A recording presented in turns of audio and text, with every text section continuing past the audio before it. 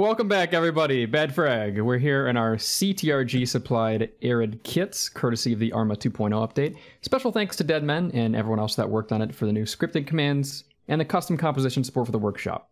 Game here right now, ArmA 3. If you haven't gathered, we like it a lot. It's on sale right now for $8 on Steam and will be for maybe a few days after this video is posted, but we'll have to see. Now, we've taken a brief break for the podcast and missed a week or two, but we've reorganized and we're coming back with a nice, relaxed episode featuring two regulars from the Cadian XXth, Pure and Tomato. So, let's have you two introduce yourselves as much as you want about your journey through ArmA, how do you guys feel you fit into the XX, and how are you doing today? Let's start with Pure. Oh, I was going to offer Spanish to go first. Well, you're in the hot seat, so it's up to you. If you want to pass it off to Spanish, Hi. you can. Absolutely. Hi, everybody. My name is SMPure Paradise. I've been playing ArmA for, 3-4 years now. I started from my buddies in squad, wanted to play ArmA. Then they moved on. I decided to stay. Found a group to stay with. I was with FK Gaming for a little while. Then Rimmy found me hanging around in the 40K mod Discord and invited me over to Cadian. I've been there ever since. Back when I still invited people. Yeah, for the Cadian specifically, I don't really have a hard rule, but I do a lot of mission making. I do a little bit of the back end server stuff, just like setting up presets and all that jazz. Well, beyond that, for a good while, you were a main mission maker. There was a few months, like probably a month. But then I got that thing. Yeah, I got that thing. A job. Yeah. I can't do that much anymore. Damn shame. All right, Spanish. How about you? Pay me. True. Hi. Huh? Oh, yeah. Hey, everyone. I am Spanish Tomato. I started playing ArmA probably in about 2018. I owned it before then. I just never really had a reason to play it. A couple of buddies got together and they're like, hey, we're going to play this Halo mod on Liberation Altus. You want to join? I ended up in command of like 50 or so AI that we had laying around. And eventually decided, I don't like commanding 50 AI. Can't I command like 50 people at some point? Eventually caught wind of Rimmy's channel, decided to join. Back when, Rimmy just invited people in via DM. And since then, that's been a while. I started helping on the back end with like getting people in with the. It was right after I joined that we started the. Oh my gosh, what was it? The big Excel sheet full of thousands of names that I had to put color codes on and invite them into the thing, the application process. I don't know why I just forgot that word. Otherwise, I'm a mission maker. Hundreds. I mean, yeah, it was still a lot. I mean, after the first couple of months, we had probably 2,000, and then it slowed down. Otherwise, I'm a mission maker, and I do a lot of background stuff by helping a lot of the other folks that want to be mission makers start up, I guess, their careers as a mission maker. Yeah. So just to give you an idea, that's the general whole, like, the joining way. These guys both got in before there was a application process to the Cadian XXth. And the first sort of level of applications when we first opened them was just kind of an Excel sheet we went through and we were like, all right, these guys look good, and we ticked them all off. And then we got way more applications than we ever could have fucking handled. We now have, at time of present, I believe, 3,300 or near on applicants to the Cadian, as in the, what has it been, like, I think probably just over 12 months, maybe about 10 months since we opened applications like that, there has been that many applicants to the Cadian. And to give you an idea, ArmA servers can't handle 3,300 players. It's just, it's not gonna fucking happen, sadly. We gotta wait for the 3.0 update for that one. Yeah, not happening yet. But I'm gonna strip my little helmet off so everyone can see our lovely faces and mouths moving today. So, helmets off, there we go. God, we worked hard to get these mouths working, goddamn. We're gonna use them. There's no space in our inventories. They're all on the ground. Yeah, it's fine. They can, actually, yeah, they're all beneath the table now. Neat. That actually looks pretty cool. All right. Anyway, Whale, would you like to intro us in with the topic? Sure, absolutely. So we've got our two guests, some longtime lovelies from the Cadian XXth, but how about the topics today? I'm thinking today we're going to be discussing, first, how long should a briefing take? We're going to kick off today by discussing how ops kick off. But for the second one, we're going to talk about force multipliers versus infantry and how we can prevent force multipliers, if you want, from stealing the limelight from the infantry in an operation. Number 3, we're going to talk about missions we've played with interesting mechanics that go beyond just, finding, destroying, or capturing something. Whether it's a gimmick or whether it becomes a game mode kind of its own. Like if people have played Dark Business in the past, the famous Shek operation. That kind of became a game mode in and of itself a little bit. And last but not least, if we do have time for it today, we're going to talk about radios in mission design, whether they should be for everybody, whether sometimes people choose to have them for fire team leads or above only, whether it's a realistic World War II op or Vietnam. And that's about it. I'd say today is mostly about mission design, if I had to boil it down, but we'll be able to fit in plenty of stories from the past in those topics. So I'm going to start us off with the first topic, unless anyone has any questions, concerns. I think we want to kick it straight over to Severe, who is going to tell us about his briefings, because I have seen his briefings, and they make me afraid. I'm down for that. Okay. We'll start with Severe once I segue us in. Okay. So just to kick us off, everybody plans before they go into an op. Well, almost everybody makes a plan before they go into an operation. For those that do make a plan, what do we feel is long enough of a plan for your average co-op or TVT? Does it depend on how many players you have? And what about units that take it far enough to plan stuff outside of the operation entirely? And this does happen. Sometimes you see, for particularly big operations, PDF documents, op boards and Google Docs, a few pages, not a ton, but a little bit you have to read through before you hit the op, before you get your boots on the ground. So, Severe, you can kick us off if you like. If you wanted to, you can talk about the op board you made for some of the recent CCOs. Those are rather large TVT operations, which is about as much planning as you could possibly need, in my opinion. What do you think? Well, so it really depends entirely on the length of what you're doing. If you have a small mission with 30 guys, you don't need a super complex plan unless you want to make a super complex plan. When you're dealing with missions that are multiple hours in length, specifically in reference to the CCOs, the reason those plans get so long is because you're not just exhaustively planning what your company is going to be doing in the field, you're also planning where you're going to do things like logistics and sustainment. So all of those stuff that in regular missions is an afterthought actually turns into really critical stuff, because suddenly your primary weapons are running out of ammunition and you guys need to get more gun juice. There's also other stuff that falls into that category. If you've got different types of transports, like you've got air mobile infantry, you've got mechanized infantry, all of those has to play together. If everybody plays the game correctly, then your team wins. It's like football.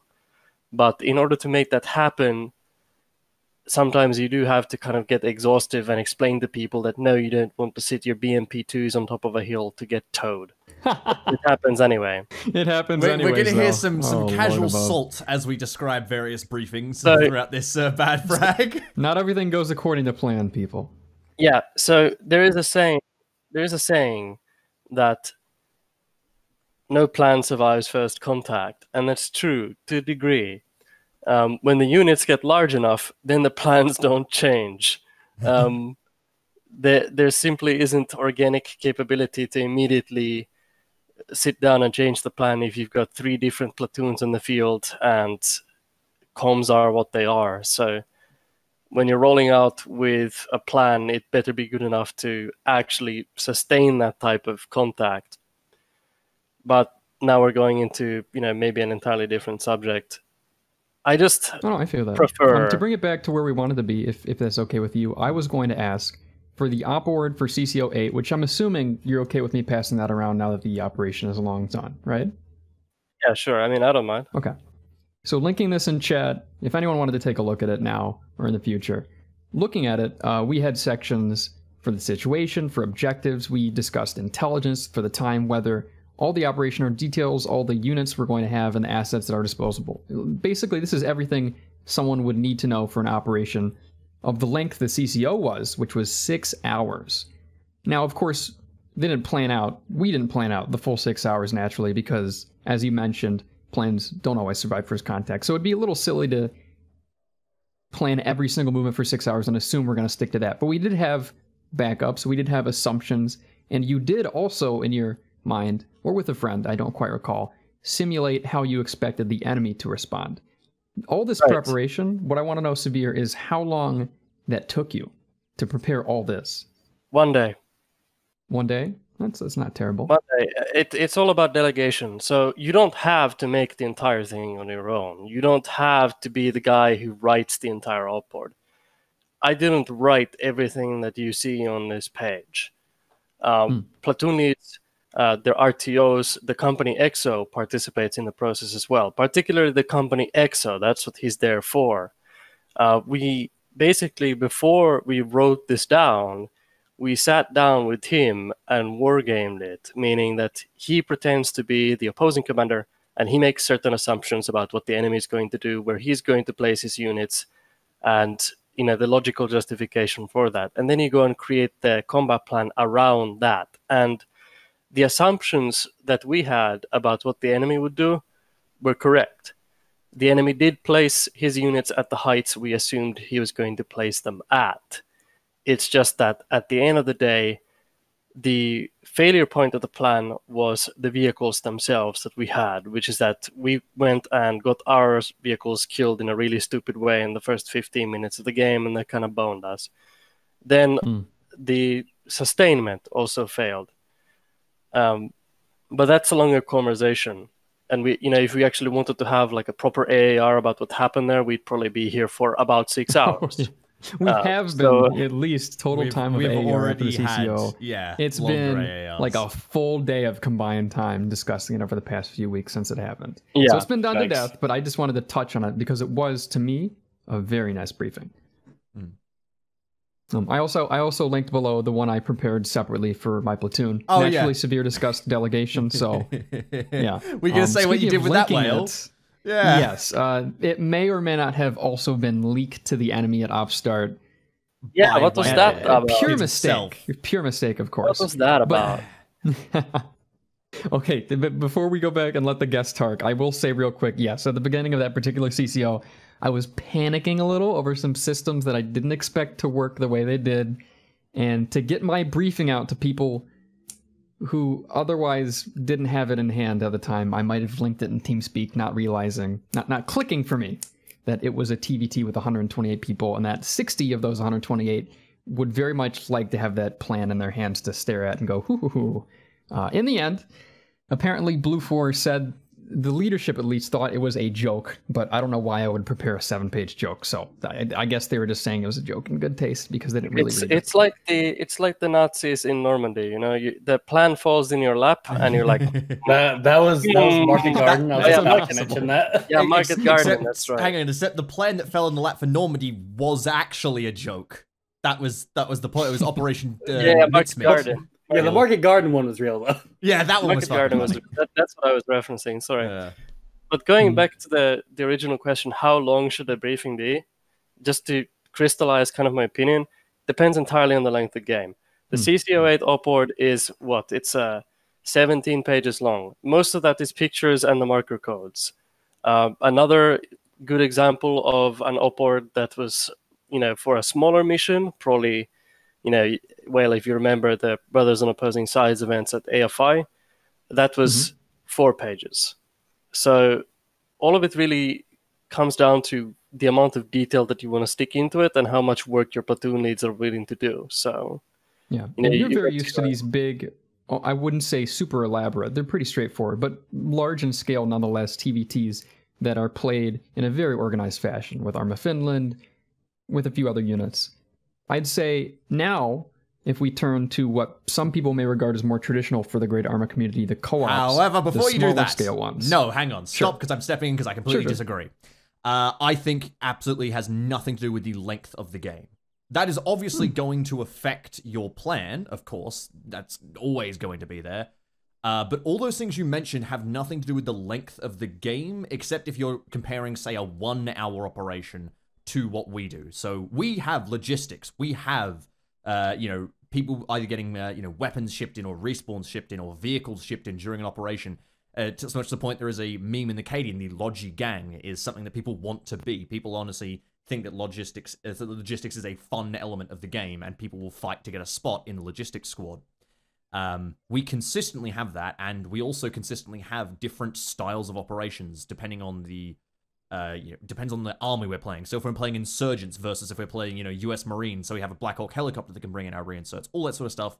That changes how our reinserts are brought in, and that's something we have to plan for. That is where our planning comes in. I think the biggest difference between the reason why we can basically we don't do pre-planning for operations.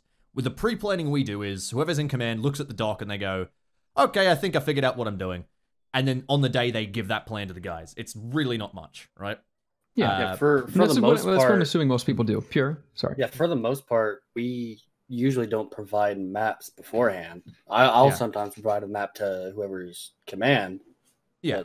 But, if there's something important on the map or whatever, or something like really to worry about, I'll give them a map. Like when it came to Harvest Green, and Harvest White, I was giving maps and shit. But if it's just like fucking objectives here, we're not gonna really care. You can make a plan for that in 10 seconds. A lot of the shit we do is on the fly. It's okay. This is what the map is. Let's go. The reason I will say that ours are done like that, and we're playing an operation for 3 to 4 hours with logistics, with all this sort of stuff to worry about. We've got pretty decent systems. There's 2 big reasons as to why we tend to work fine when it comes to that. The first is the mission maker is involved in preparing a framework for that.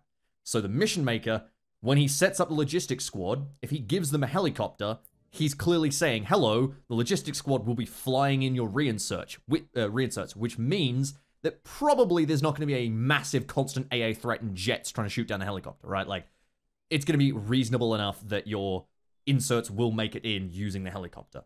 Of course, there may be some AA threat, but it's basically that will be a functional route of reinserting it. Similarly, they're not going to give you a truck if, for whatever reason, your reinsert base is on a fucking island and you can't, drive the truck to get the reinserts back in.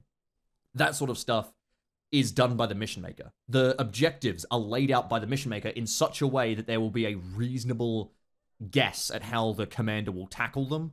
So he's not going to just you're not expected to go attack the last objective first. That's just not how co-ops work because it's a mission. It's a fucking, what do you call it? It's basically a story the mission maker's telling. You go up to the climax. Tell that one to Nutmeg during my UK 2035 op. What happened? Who para-dropped everyone in his platoon at the last objective to try to sandwich it. The last objective wasn't prepared, by the way. I stepped away for 5 minutes. I stepped away for 5 minutes. I got 30 guys on the last objective wondering where the bad guys are. Oh, fuck, that's fucking funny. I didn't know about that. So yeah, that sort of thing is definitely a thing to keep in mind. But I think more than anything, the biggest reason as to why CCOs took so much planning every time I've been in them, apart from the one I was actually in the first time, is that they were TVTs. They were TVTs. Yes, there's more adversity you're facing. Yeah, involving multiple communities. And this is one of the fucking huge ones, is that you didn't necessarily have access to all the information. Like, a lot of the time in testing leading up to CCO and making the plan was just us hanging out and being like, okay, what missiles do we actually have? Is this the type, are we using that vehicle? Is that specifically the vehicle we're using? Does it work against our enemy's vehicle? And that sort of shit, we're putting all that together.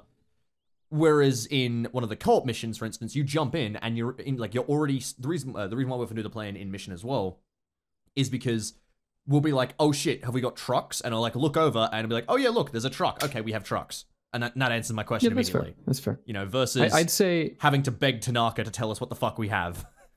I mean, so I'm actually gonna agree on that point. There was a lot of stuff that we had to basically go out and learn by ourselves. Yeah.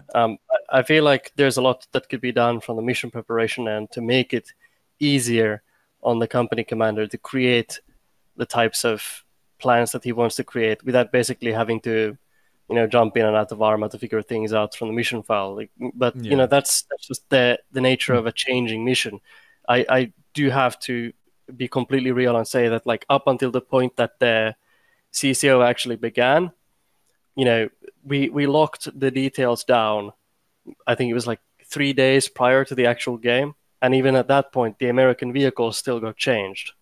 So that was very, very in flux the entire time. And I think the CCO 8 Op4 plan was probably the plan that I've changed the most out of all of these sorts of big ops, because the the details of the nitty-gritty of it kept changing. Yeah. There's also other stuff like I wanted to really quickly touch upon the fact that the op-ord wasn't actually the only document floating around that was written by people who participated in leadership slots in CCO. Oh yeah, I could show my So we're saying? No. I was going to say we could show my little how to kill a Bradley guide. Which, you totally could. So I want you to show the how to kill a Bradley guide. Yeah. But we wrote stuff about working in a high observation environment, because the Bradley has fantastic optics compared to the BMP2. The Americans in general just have equipment that's tailored to work at those longer ranges compared to Eastern Bloc equipment, and that's just how the cookie crumbles there. So you have to kind of create this mindset that you're going to be fighting a certain way against an enemy that has a longer reach than you do, and that's just part and parcel for working with Eastern Bloc equipment. So we created things like combatants guides, really, a couple of pages long, easy to reference, that has basic information about the weapons that, like, let's say a rifleman has, how we even went down into how to use compasses and radios and self-interact for players who are completely new. Using it was a very varied joint op, so we were a little worried about people's individual preparation. So for reference, if you guys have never been at the Coalition CCOs, there's at any given time there's 7 or 8 different communities on the field participating, and they come from different countries and hail from different cultures, and they speak different languages. So getting all of those people on the same page is an exhaustive, long process. Yeah. And some of them have different levels of competence than the others. That's okay. Some of them play ArmA differently than others do. But the end result is that you have to kind of tie this package that you get together and make the best out of it. I would still say that isn't actually what affects the length of the briefing, though. Like, a lot of it comes down to the fact that it's a TVT, and the fact that it's a big TVT with a lot of area. Because, for instance, in a co-op like we build, we know that the enemies are going to be at the objective enemy mark, and we know they're going to be at the enemy convoy ambush mark, right? We know they're going to be there. Compare that with a TVT, where even if we know what we're fighting over, we still won't know where the enemy is going to put his guys. Or well, you can obviously wargame it out, yada yada, but that's part of the prep and the planning. Well, you're both talking about the same thing, in my opinion. You're preparing for the unexpected on the other side, and you're preparing for the unexpected on your side. I will argue that one takes significantly longer than the other. Sure. Our priorities may vary, but I'll say both of them come into a factor very clearly when preparing for a team versus team event. Yeah. And what I really wanted to talk about, not just the CCO, but also having these external... Before we wrap real it quick. Up, because I do want to push it over to Spanish and Pure just a sec, but absolutely. I was going to segue. One of the biggest things I would say that also affects it is the fact that there is no downtime in a TV. Well, at least at the start, you should have no downtime. When it comes to a co-op game, if we end up being like, oh shit, hang on, it turns out our tanks are actually broken, we got to replace them with these tanks. Okay, switch that around or whatever. We're gonna do all these like different plans. If we start 20 minutes late, that sucks, but we started 20 minutes late. The AI is not going to be like, shit, dude, he took 20 minutes. We've won the game. Compare that with a TVT.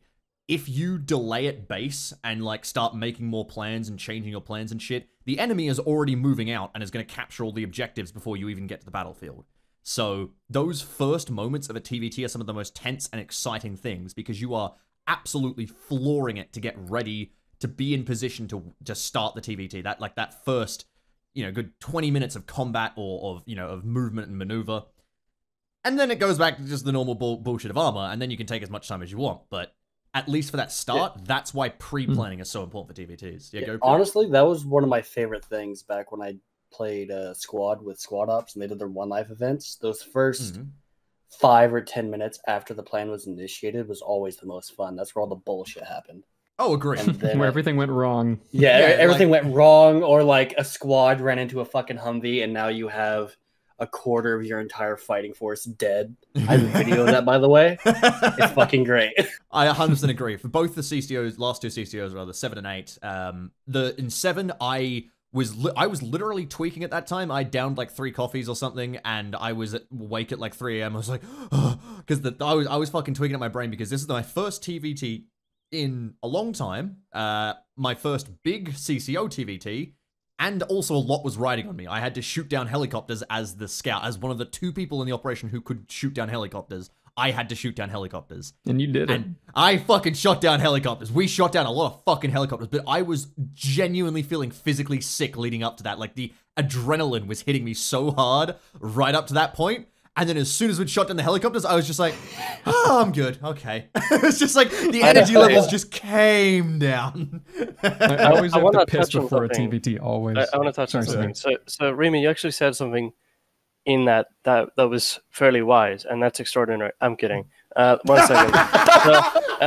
So what you said was the more time you spend briefing out of game, the less time you have to spend briefing in game. And that's exactly true. Obviously, I would rather spend that 10 to 15 minutes of safe start in-game getting all the unexpected shit out of the way, like radios suddenly not appearing in people's pockets or stuff like that. Like, those are stuff like that you can fix in that 10 to 15 minutes. If you're spending that briefing, then, there was a box there for radios, so... But anyway, I'm aware if you're spending that 10 to 15 minutes briefing your platoon leads, and then those platoon leads are going over to their squad leads to rehash everything that you've already written down, then there's a problem. You can spend that 10 to 15 minutes, fixing those little nagging issues before you actually board your vehicles and get out there. But one more thing, just this. Okay. So here's another interesting factor to pre-planning. Okay. This is a target reference book and coordinate book for indirect fire. Is this for the upcoming one? Oh, okay, I won't show it then, yeah. Well, you can show it. This is not for the CCO 8. I'm sorry, CCO 9. This is a different AFI TVT event that's coming up. I've gone ahead and censored the coordinates so nobody can know where they are exactly, but... Yeah.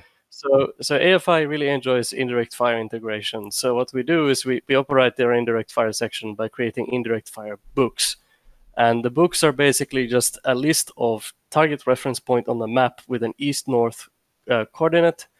And then later on in that document, it also has the firing values from the assumed position of the battery, meaning that you can actually, snap and fire batteries of 2 or 3 tubes to whatever location on the map that you want. And this is actually what we're doing for CCO9 as well. Every 100 meters in CCO9 of the battlefield area is pre-planned and pre-targeted and sighted for artillery fires. Vince. God, I want that. It is pretty cool. We actually do something similar to that, but we do that in the middle of the op. Basically, as part of mortar training, we teach pre-planning fire missions. What we do is we go, okay, we know we're attacking... Kavala, let's say. And so I get them to mark, the MSR with artillery marks. I get them to mark the objective buildings with pre-planned artillery marks and so on and so forth. And during the downtime, the artillery boys do the calculations, write up the calcs, and they go, all right, bish, bash, bosh, there you go, there's the calcs, and then they're ready to fire, sort of thing. And it's fucking brilliant. However, I will say the difference... So you said, obviously, pre-planning before the op means you don't plan during the op. I agree. However, for 2 main reasons, I will say that the reason that we don't really do that. Unexpected stuff and these co-ops. You don't always know what's going to happen with a mission. And if you prepare, like an hour ahead of time, an hour of work, and then the mission might not work, that's kind of irksome. That's the biggest thing is, I will also say that pre-planning before the operation generally takes significantly longer than just planning in the operation. One of those reasons is, of course, the whole oh shit, hang on, do I actually have this thing? Do I have a platoon lead that does this? Or do I have a, can I trust this guy to do that? Or, have I got this vehicle? Have I got, and see, you're going back and forth and checking the mission file. Assuming that you have the mission, if you have the mission file, of course, you may have to have an edited version, because otherwise you can see all the enemies, because of course they're AI, so that's when everybody's also there, you can get advice, you can ask questions, also that, you can also open be like, dialogue, because they're forced to be there, they're there for the op. Well, that's the biggest problem is, that's the second part is, you have to relay this plan to everyone and have them read it. Even in CCO, that didn't happen. In any plan I've ever made, it's never been solely my plan. It's me, drawing a circle, asking the 6 guys around me what I should do with that. Yeah, and that's 100% the best way to go about it. But it was like, when it comes to CCO, even with all these like very well detailed plans, I still have people in the day who are like, wait, we have that kind of BMP? I'm like, yeah, it's in the op board. And it's like, oh, I haven't read the op board. I'm like, what the fuck? But yeah, what is the amount of preparation that you'd expect from an average guy for these events? Big events are small when they're just playing ArmA, you know? That's the thing, is I don't expect any from the average guy, because that is expecting them to put in literal, and I hate to break it to all of us here who are sat around talking about ArmA like the massive nerds we are, it's busy work. It's fucking paperwork for a video game that people don't want to do. Like, it's true. That's fair, but the op boards aren't intended for your regular riflemen. You know, they get their stuff from the platoon lead. I agree. Who makes I have full respect, and I appreciate all the boys in the Cadian. Yeah. But man, sometimes you just got to give them the most simplest instructions, because anything more complex than that, they're gone. Yeah, it's on that note. Okay. I feel absolutely no sympathy for people that complain about sitting in a map screen briefing, because they're the same type of people who go, I didn't know we weren't supposed to shoot civilians. I didn't know there was an HVT that we had to rescue. Just mute during the map screen. That shit pisses me off. I think we're going to divert to a tangent here real quick. But people will simultaneously complain in ArmA either A, man, briefings take forever, man. Why are we spending so long at base just talking about, let's just fucking play the op. Come on, dude. That shit will happen. And at the same time, the average, Tom Dick rifleman who doesn't need to know the plan, he just needs to know his squad leader is telling him to shoot, is like, why didn't we get a full brief on the enemy's situation? I want to know what the enemy's reinforcements are. It's like, well, no, you're a rifleman. You don't need to know that. You need to just shut up and listen to your squad lead. That's your job. Look at the map if you want to learn. Like, that's it. Or read the op board. That's what that's for. If your squad lead wants to tell you that, that's their prerogative. Yeah, you don't need to know that yet. That's the biggest thing, is when it comes down to the difference between some people who are complaining about, oh, it's way too long, versus, oh man, I don't know anything. Well, you don't really need to. And if we took the time to get the entire company together to tell you all, by the way, we're fighting the Chinese and they have tanks. Okay. Yeah, for your average rifleman, if it's not within rifle range, it's not your problem yet. Exactly. Let me put it this way. It's tiered information. The company commander knows everything. Yes. And the platoon leaders know most of everything. Then everybody below that, it's up to the platoon leads to disseminate the information in whatever way they want. But typically it's an even more abridged version of what the platoon lead has received, and focuses only on the scope of the platoon that they are in, and then maybe the neighboring platoon. And that's a maybe. The average attention span of the people who, complain, oh, I didn't know I wasn't supposed to shoot, civilians, is probably that of a goldfish anyway. So I'd say that's effort. But that's insulting to goldfish. Yeah, that's fair. Goldfish also don't carry assault rifles most of the time. Oh god, but no, it's. Right, let me reel this topic in real quick. I'll wrap that up there real quick, just by saying that the biggest difference I think between the Cadian ops and like CCO and all these big TVTs and stuff is that we run a Cadian op at often multiple times a week. We're running 2 on a weekend, or at minimum at least 1 on a weekend, and we are constantly switching up commanders and platoon leaders and stuff. We don't have the time to plan before that, and all this pre-planning is nice, but you need people to actually read your pre-planning for it to be useful. Otherwise, what happens is you show up on the day, and then you just have to read them the plan. At which point, that takes about the same time as just making the plan on the day. Making the plan isn't the hard part, it's explaining it to the platoon leaders and getting them to understand what the plan is. I can make a plan in 10 seconds by looking at a town. Yeah, FK was very much a fan of hour-long briefings. They were those in game or on map? Yeah, they were in game. The way FK did their shit is they had a whole bunch of Zeus presets for their maps and stuff. So every day at PM we'd all get on to a big mission, 80 some of us, and then that Zeus would make the mission while also briefing the platoon, who was also briefing his squad leaders at the same time. Oh boy. Oh god. It's just briefings all the way down. So what I was thinking about here with the topic as a whole, what I really wanted to boil it down to is not so much for us, the mission designers and the company commanders and the platoon leaders, but for Joe Soldier on the ground, for the average ArmA 3 unit player that doesn't want to have to brief too long, that's looking at his watch and wondering how much longer do I, or should I have to wait before we get things moving here. For an average co-op, and Severe usually play TVTs, they're going to be a little more higher adversity and there's going to be more pre-planning. But for a co-op where you don't do much pre-planning, you're in either on the map screen or in-game, different units do it differently. How long should he have to wait for your average ideal co-op before things get moving? Because I know Coalition, for instance, literally had a limit for a few years where they would cut off the leader and be like, okay, you can keep planning, but you need to start moving while you plan, so people can start having some fun. Was it a question what do you guys the average think? rifleman how long he has to wait? How long should the average rifleman have to wait at the beginning of these ops, these average co-ops, for things to get rolling? We can go to SMPure first, because we just bullshit about TVTs. Absolutely, please. How about Spanish first? Do you have any thoughts on this? What do you mean, are you awake? Am I just like sitting here with my head down? Yeah, we're bouncing back and forth a lot between big TVT ideas and these huge events. But for the average co-op, for like a Cadian thing that you do once a week, what do you think would be a good waiting time for the average soldier? How long should he have to wait before things get moving? I don't know, I'd say probably about 20 minutes max. Usually, in my experience, both as the people in the briefing and as the riflemen sitting on the ground, people tend to like have this sort of energy bubble up, and they start to get out what I call the sillies while they're waiting for briefing, where they just start, crawling under cars and shit. I'm looking at you now. I'm true. And if they get that out before the op itself, good. There is a point where it gets too long, though, and I think that's probably about the 20-minute mark. And also depends on, how much pre-setup time, because if you've got the people sitting around going, what colors should we go? What team should we put ourselves on? I better radio the sergeant while he's in briefing, or I better radio the platoon commander while he's in briefing. Hey, what's the plan, by the way? And I just have to switch to whisper. Shh, I'm in briefing. Yeah.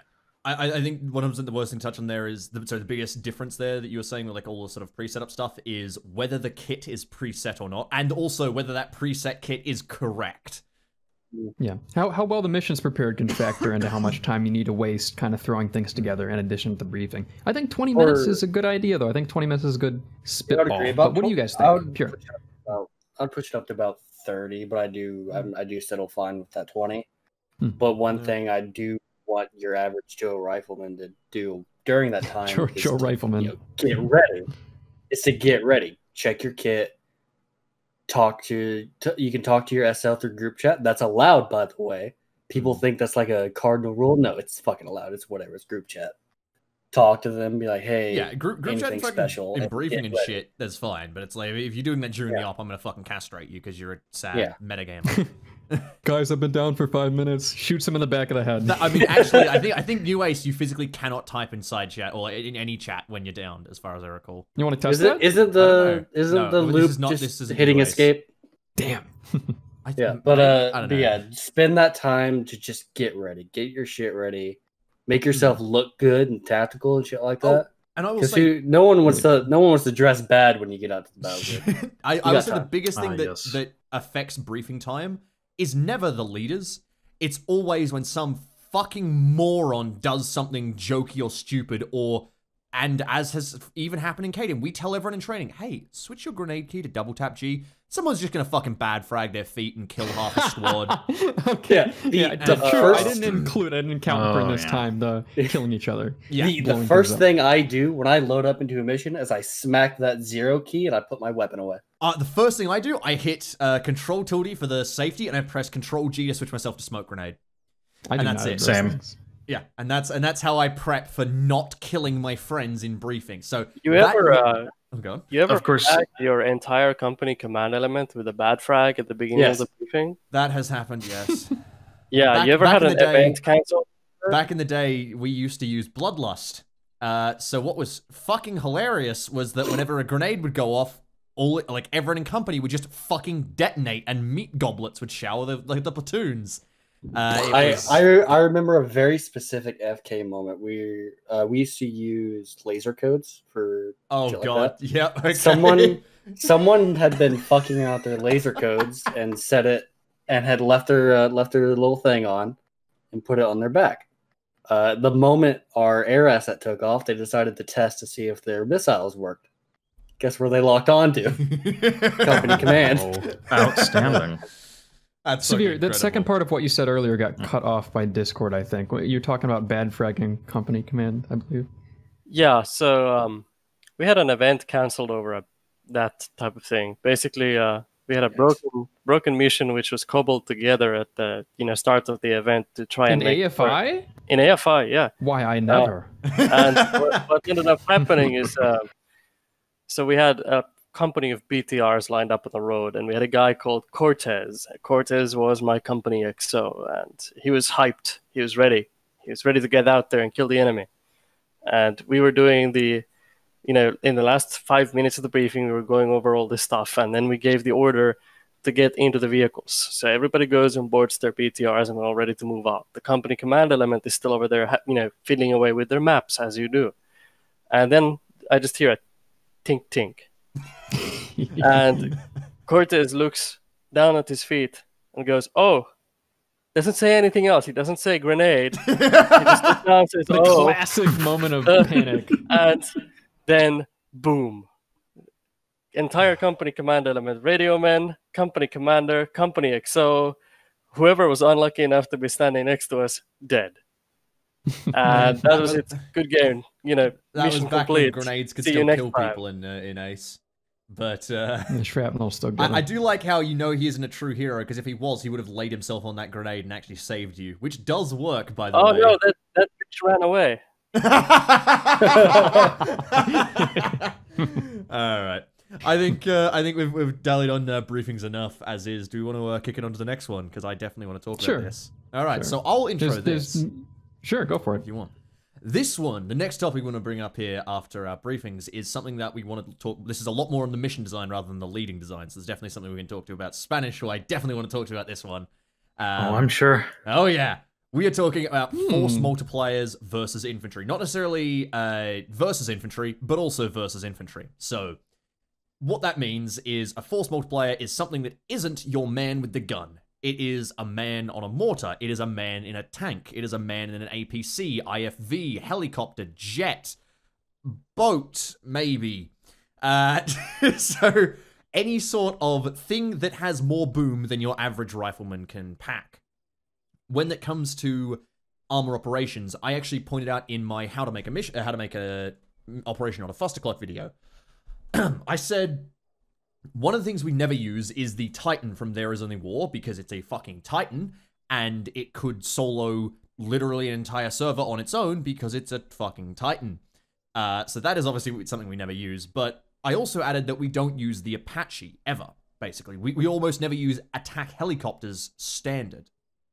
These days, when we use attack helicopters, they're generally transport helicopters fitted with, like, rockets or with miniguns or something. So they're not actually attack helicopters, but they're gunships of a sort, Vietnam style. But the biggest reason for that happening is that you have these Apache helicopters who are able to basically fly up in the sky from 7 kilometers away, zoom in with their 40 times thermal zoom, spot every single enemy on the map, who of course can't see them because they're an AI and it's just a fucking Apache helicopter up in the sky, and then just start shooting hellfires at them. And when that's done, then they can open up with their cannon and just destroy everything. And what you end up happening is the infantry rolls into a town, and it is barren because a fucking Apache helicopter has killed everything before the infantry ever showed up. It's a multiplayer point-and-click adventure game. Brilliant way to put it. Yes. So your Hellfire adventure. So there is basically two things we want to talk about in this topic. It is, first of all, what is the best force multipliers to play against when you're making a mission and you're like, okay, so you've got the player force. What are you going to give the enemies to make the enemies stronger? Because this is something I'll touch on. I'll touch on my thing, but a good idea for making enemies stronger is to give them less guys that are more powerful, because obviously that lessens the load on the server. you know, one tank is as powerful as let's say 20, 30 enemy infantry, right? But it takes significantly less CPU power to run. So you might want to give them a tank instead of 20 to 30 enemy infantry. So you've got that sort of stuff going on. You've got that choice. And the other choice is, how can we keep these assets on the player's side from basically stealing all of the work from the infantry and stealing the limelight and doing all of the work before the infantry can show up and actually play the game that they signed up to play. So Spanish, I want to talk about one of your recent ops. It was gunboat diplomacy? I think that's the correct one. Yes. So, since the server is in the US, I'd like to plead the fifth.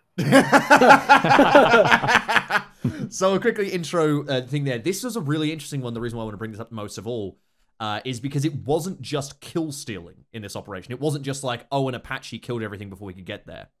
Actually, it was role stealing that occurred, where, to quickly sum up the op ord from the top of my head, there was 2 platoons. One of the platoons was a weapons, like anti-tank weapons, static weapons, machine guns, tow launchers platoon. One of them was infantry. There was a tank platoon. There was a Bradley scout. Fuck the Bradley. There was a Little Bird scout. And I think that was it. Am I missing anything? There was one pilot. The reason there was no enemy air was because the pilot took a magic device that disabled all enemy air. There was an A10 as well, which we could talk about that as well. Oh, and there was an anti-air element, which I had under my command. I think that covers everything. So, how many players were in this operation? About 80. Like 80. I think, yeah. And how many of those were the force multipliers? It sounds like 20, 30. It was actually probably about a quarter. It was pretty big for this one. Like it was the infantry count for this operation was very small. In terms of pure infantry infighting, you know, forwards with a rifle, there was like infighting is a good word. Yes, infighting. Yes, there was 24 of us. That being my platoon, my entire platoon. That was even Turbo's platoon wasn't actually infantry. She was a weapons platoon. So she was actually up on a hill providing us support. Basically, the reason why I say it was role stealing was it wasn't just that, you know, oh, something killed something before something could happen, but rather the Bradley's job was a scout vehicle for that operation, except that the Little Bird flew up in the sky and then turned on its thermal camera and spotted every enemy in the operation before we left base. And then just did that. And the Bradley went, well, why are we here? And I had an anti-air unit, for instance. There was multiple anti-air units. Except for some reason, the A10 had a magic gun pod that meant that the enemy's missiles couldn't lock onto it, which was a thing that we discovered, by the way, exists in ArmA. Holy shit. So that was something. So this A10 couldn't get locked onto enemy jets, and it took a bunch of Sidewinders. So the A10 became a fucking a cap jet, which was shooting down enemy fighters. So the AA guys on the ground were going, well, what the fuck are we doing? You know, we're here to, you know, defend against enemy air, and all of it's getting shot down by a fucking A10 before it gets near us. And that sort of stuff. So, Spanish, I'd love to hear your thoughts. Who was the pilot on that? Golfer. He didn't actually know about the gun pod thing. So, as the rest of us were playing Battlefield, Golfer was playing Ace Combat. Okay. Yes, literally. Yes. Spanish, sounds like he did a good job. So the two things, the balancing that I had intended did not work. One, because of the magic gun pod that disabled all missiles. I expected enemy air to constantly be scaring the Little Bird. That was the expectation. Did not happen. I expected the Bradley to pick up the slack where the Little Bird was getting chased around. Did not happen. I expected there to be more air in general. Did not happen. That one was because a FAC had run away from his post and was sitting in the woods calling half of the airfield.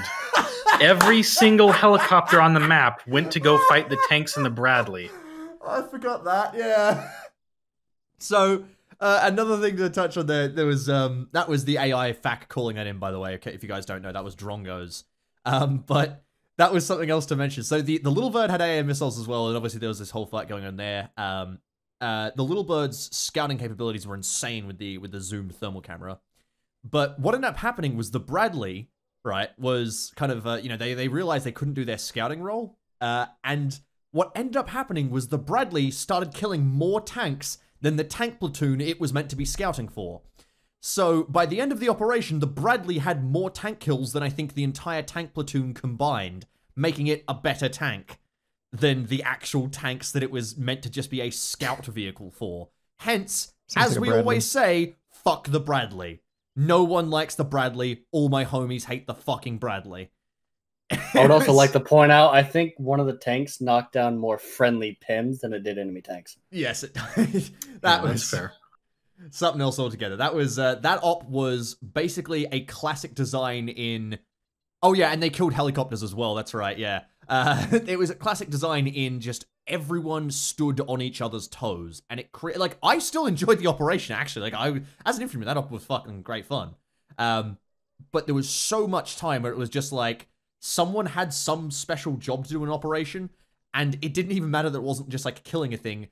Their role was taken by someone else. I was just surprised that, you know, fucking 2nd Platoon didn't start running logistics. So the Bradley fighting story. The Bradley fighting vehicle, it's actually, I'm pretty sure when you said that it killed more tanks than the tank platoon. You're about to say the Gulf War? That's accurate. Yeah. That's Yes, accurate. yes, we're all aware. It's fucking Bradley piece of shit. I know, but it's not fun to play. It is one of the most overpowered vehicles in ArmA. Sadly, the perfect vehicle. It is. See, my only other experience with the Bradley was Rupert's Drop, the op where I had a platoon of 3 Bradleys, and that went fine. The infantry didn't have their toes stepped on. It ended up being a defense op. Their aggressive motion was immediately halted, and they just dug into a town. I later learned that's because the Bradley crews were all horrifically incompetent. Oh yeah, that was, I referenced that in my ArmA 3 is not real life video because that was where I said there was once a platoon who couldn't take a single objective, and someone sent the company commander and he took it on. No, the company XO, and he took it on his own. That platoon I was referencing was the Bradley platoon, which was beyond fucking retarded. It was just. I don't remember this up. I have to look up. It was the where some players were 1 life and the other players weren't. There was like a UN guy that had to rescue Rupert Murdoch. Oh, I vaguely remember this. Yeah. Yeah, it was. I actually never played that. I don't think. But yeah. I'm gonna rerun that soon, slightly edited. Sure, and refresh my memory, please. All right, Severe. Well, right, so I think we've heard a few horror stories about ArmA ops where people didn't quite juggle all these balls properly, and inevitably, the problem here is that people are adding a little too many elements to an operation, and as you throw more and more stuff into the stew, it gets harder to balance out. It starts tasting a little sour.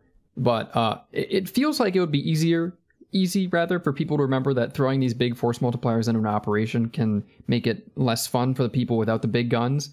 But people get stars in their eyes when they think about, you know, an attack helicopter assisting from afar or an A-10 swooping in and blowing everything up. There are middle grounds, and you might like to talk about this, Rimmy, where you call in an AI to do the job once or twice instead of hovering above the battlefield doing everything. And Severe could talk about this in a minute. He very well may have been about to. TVTs are even harder to balance because you have 2 sides that both need to fight a fair fight. So I don't know which one of you wants to touch off, but those are 2 ideas I can definitely touch something right now. Real quick there because I can wrap it up in 1 sentence. Is basically that I will disagree that attack helicopters attacking things is ever fun. I genuinely, these days, because we know how they are, people groan when they see an attack helicopter. They're like, oh, for fuck's sake, sort of thing. Cast jets and artillery is way more fun because they swoop in and they go brrr and they fly past. It's great. An attack helicopter, you can't see it because it's all the way up in the fucking sky, and then you just hear a and a missile goes past and blows up the thing you were trying to fight.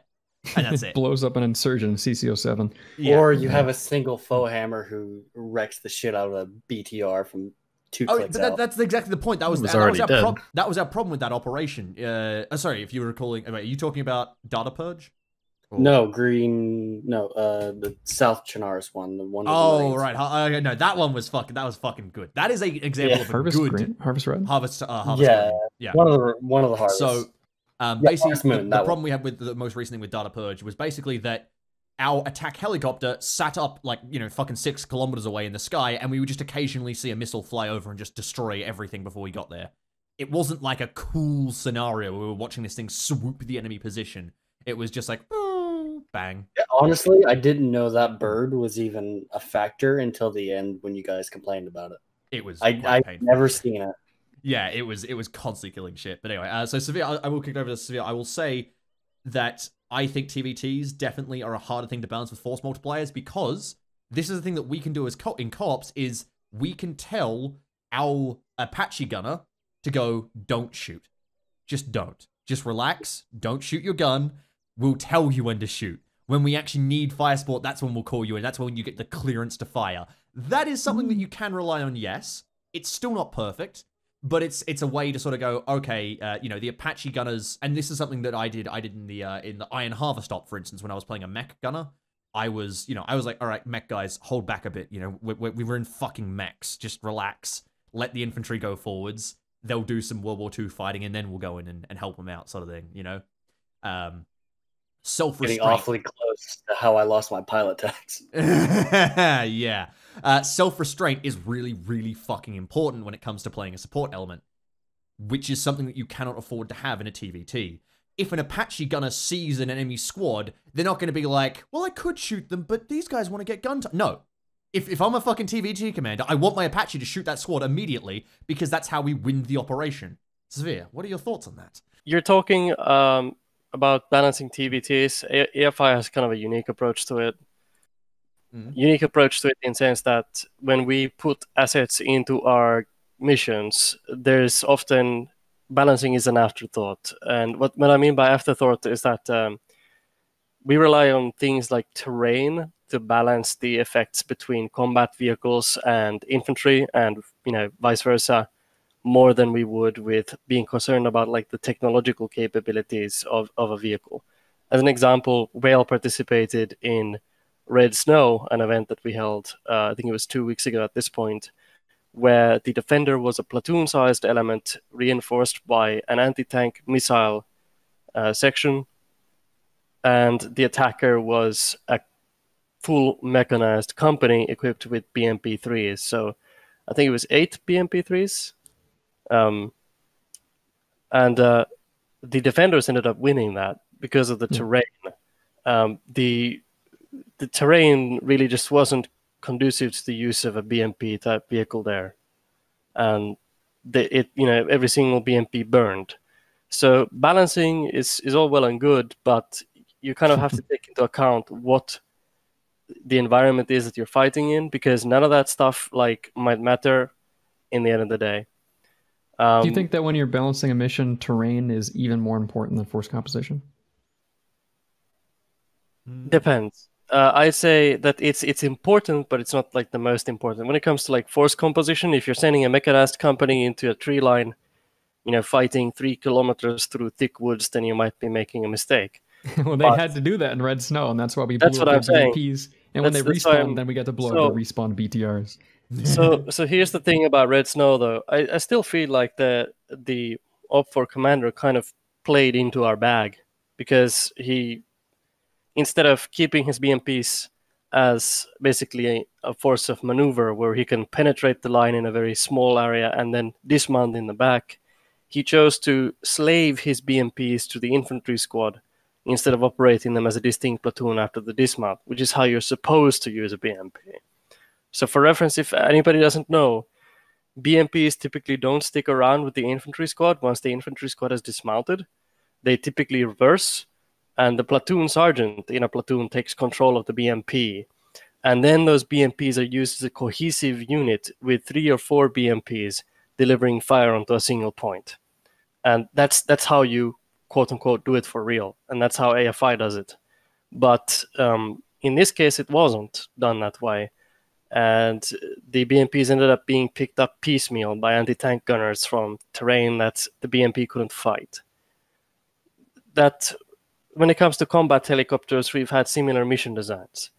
We've had 2 combat helicopters type Mi-28 versus an armored company, and both ended up being shot down by BMPs. So it's again, terrain plays a huge factor. And that's probably my biggest gripe with coalition CCOs. There's very little consideration for terrain in balancing. And when you have a force multiplier that's supposed to work with your infantry force, like you guys said, oftentimes it kind of ends up stealing the center stage. But when you're fighting in TVTs, that force multiplier is the center stage. That the infantry is the afterthought. Like Rimmy said, I would want my Apache to shoot at that infantry squad.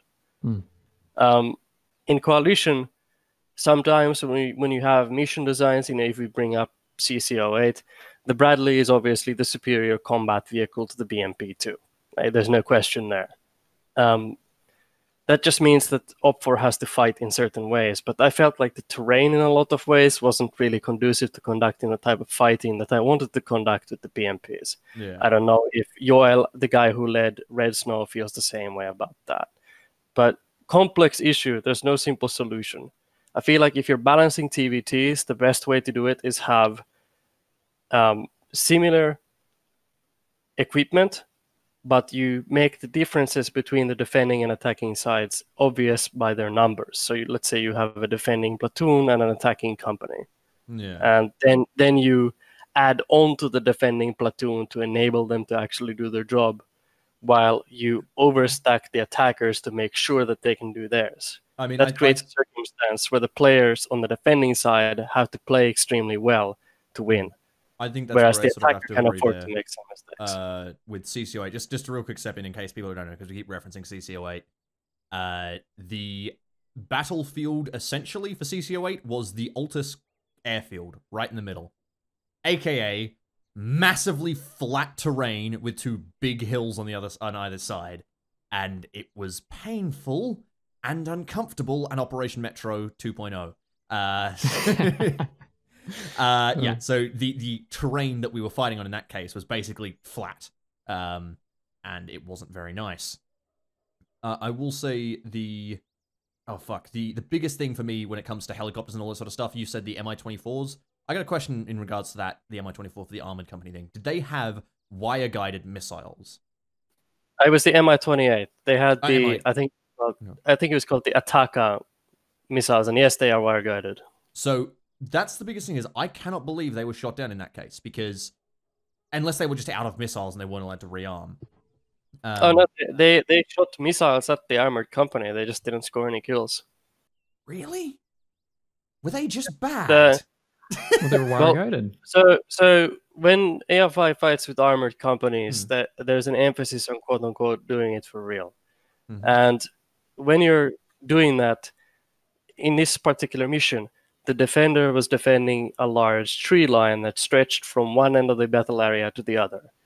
This tree line continued in depth for about 3 or 4 kilometers. So the attacking company commander understood that as long as he gets his guys inside that tree line, there's little that the Mi-28s can do without being forced to come into the protective anti-aircraft net, which was formed by Shilkas. Okay, so manned they did by have players. AA. Gotcha. When you said they were shot down by BMPs, right, I was really confused. Okay. But the BMP did shoot them down. Not the Shilkas, the BMPs did. That's what ended up happening. Okay. Well, and the attacking strategy was to put all of his vehicles into a big old line that was 200 meters long, and then he drove down the center road through the defending company into the objective area. And the BMP shot down the Mi-28s. It was stupid. It was really stupid, but it worked. I was going to say, basically, the biggest thing that sort of differentiates fun air support from boring air support is wire-guided missiles, in my opinion. When it comes to that, wire-guided missiles, basically, there is a dual issue where when it comes to versing players, most player-based anti-air can't outrange a fucking missile from a helicopter. And honestly, I've had a lot of situations where anti-air elements, like depending on the mod, can't outrange a missile from a helicopter either. Now that's true when it comes to fighting against players. When it comes to fighting against AI, it is beyond the pale.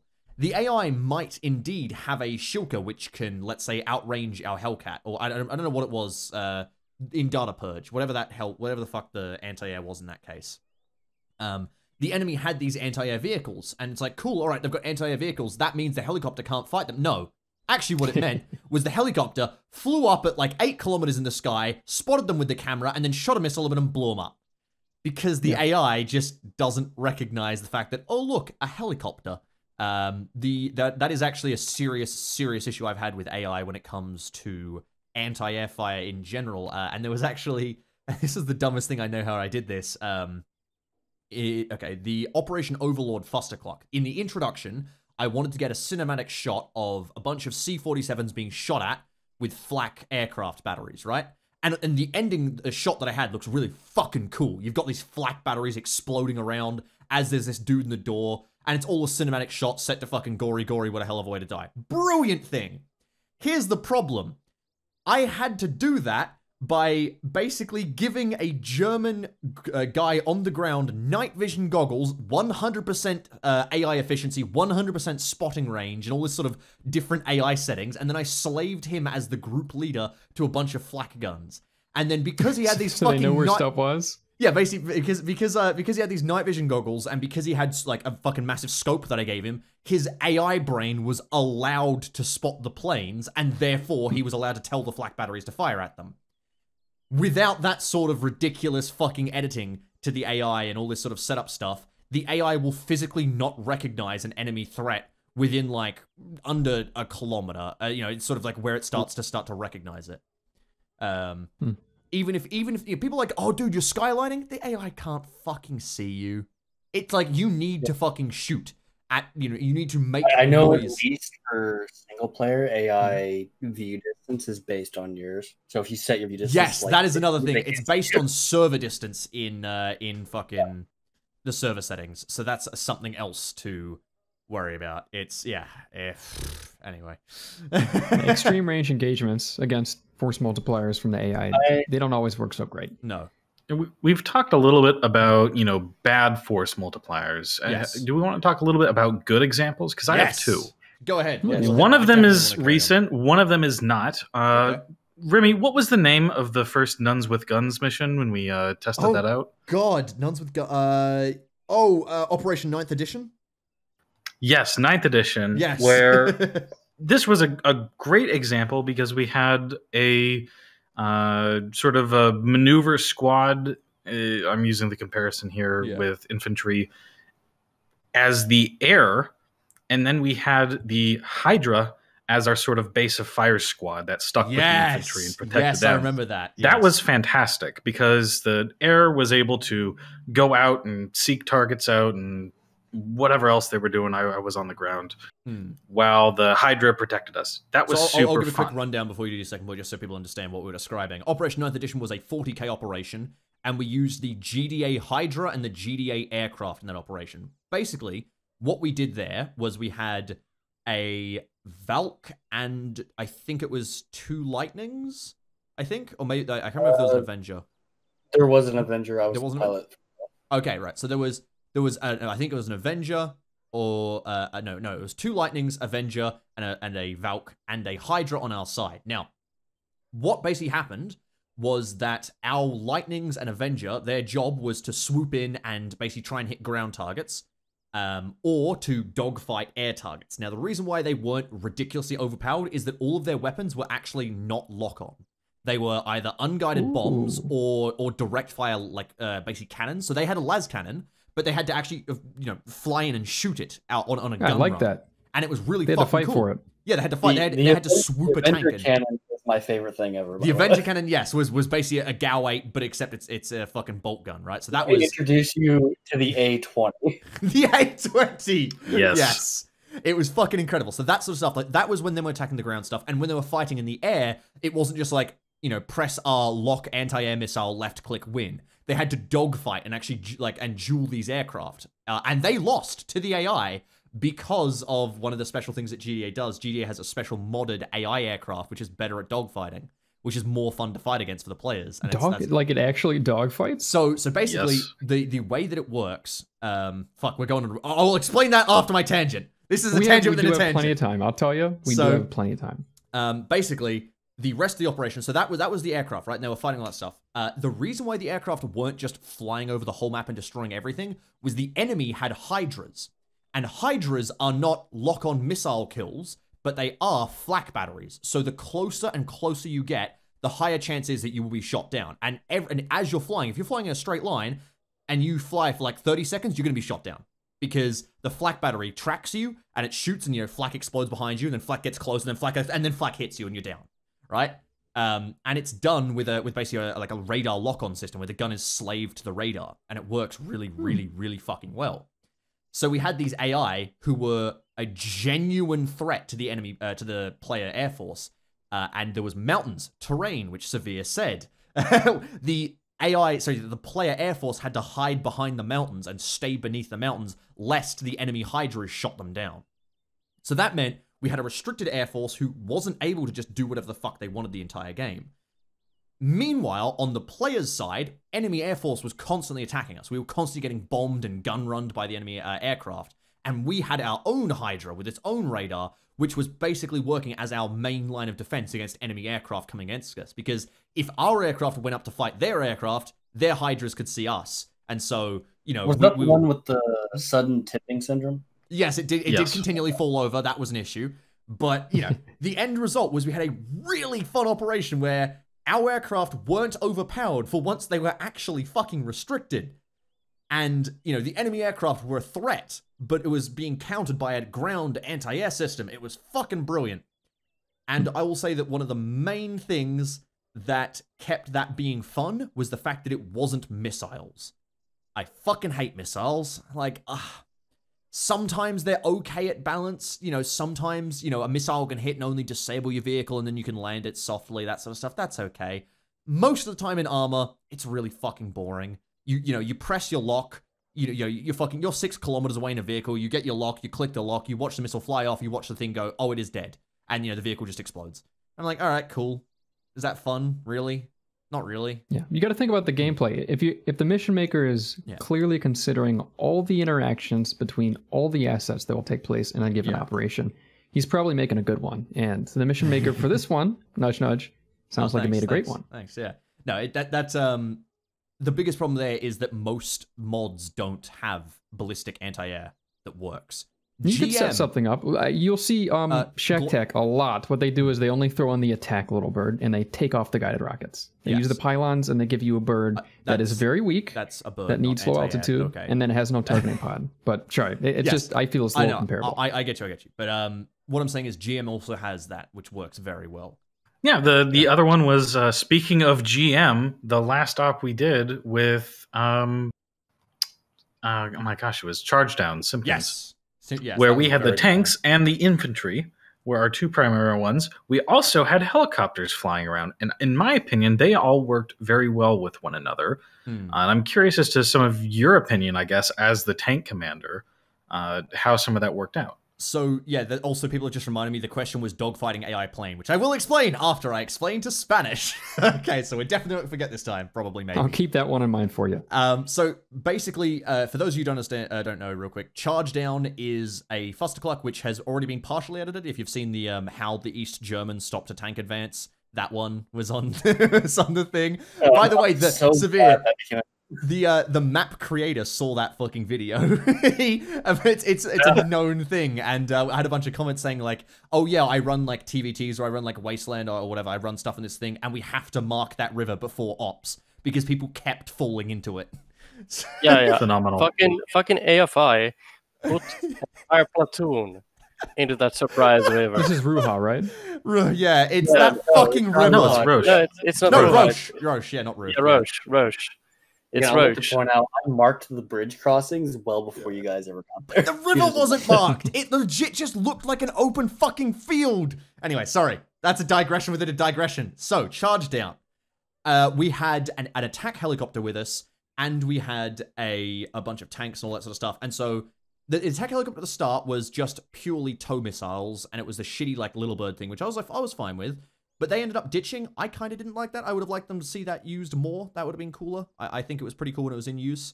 I preferred that. Then they got given a Cobra, and I was like, I legitimately, in the operation, I went, are you fucking kidding me? Like, they gave them a fucking Cobra? I was about to flip the fucking table, and like, I was so mad. Because I assumed, at that point, for the rest of the operation, I would never see another enemy contact, because they'd be given a fucking Cobra. However, credit to their restraint, they didn't fire unless company gave them the clear, and they basically give them like free fire zones and stuff to fire into. They were still threatened. The enemy anti-air was still good, and that's something to touch on as well. The GM anti-air was actually really impressive. It would damage aircraft but not blow them up, so the aircraft would have to do an emergency landing and then get fixed up, which is really, really fucking fun. And like that sort of stuff. But I think the biggest reason that worked well, and I sort of brought this up to Simpkin afterwards, was there was enough contacts for us to actually fight. So the tanks, so the Cobra, while it did kill like, I think like 14 tanks by the end or something in its like little area alone, the tanks also all killed minimum like 10 T-55s each. Because there was enough of an enemy threat. And that's definitely something that when you put a player tank platoon into your mission, you need like a fucking tank battalion to oppose them. Because player tanks, very, very good and strong. You're never gonna like, in real life, sure, maybe 4 Shermans versus 4 Panzers is a good even fight, maybe. I was ready for that. I was playing. Why did I mention fucking World War II? Maybe that's a good fight. But when it comes to players versus AI, 4 Shermans needs like 20 Panzers to be a good fight, sort of thing, and to be an even battle. But yeah, I'll quickly mention. I was wrecking. Oh yeah, I was wrecking charge down. I was playing chicken, dodging T-55. Dodging T-55. That's in the fucking fuss. It's very funny watching you guys scream as you run away from a T-55. One last thing about charge down. Yes. Infantry was good because there were plenty of enemy AI in the cities, in the towns, that had AT, meaning tanks did not want to go in them. Actually, the AT couldn't scratch our vehicles, as we discovered. Oh. However, what did scratch me, specifically in my face and living bits, was the enemy infantry. Multiple times, my tank was ambushed by just an AI coming out of a building and shooting the commander. And so we ended up not going into towns because the commanders kept getting shot. So I got killed by that because I was turned out spotting for a gun, and in a window to my left, on this like the first story, the guy just turns around and shoots me through the window, and then executes my fucking body in the what do you call it, in the tank. Honestly, for our recce Vic, because the commander's seat was slave to the gun, I don't think I ever turned in once. Oh no, that's why I was turned, because I was using the MG3, which is so much fucking fun. Holy shit, that was amazing. But it was yeah, I got the frame rate the first 5 seconds you fire though. Yeah, it's really weird that it happens. Anyway, before I forget, the explanation of the GDA aircraft. So here's the thing with ArmA.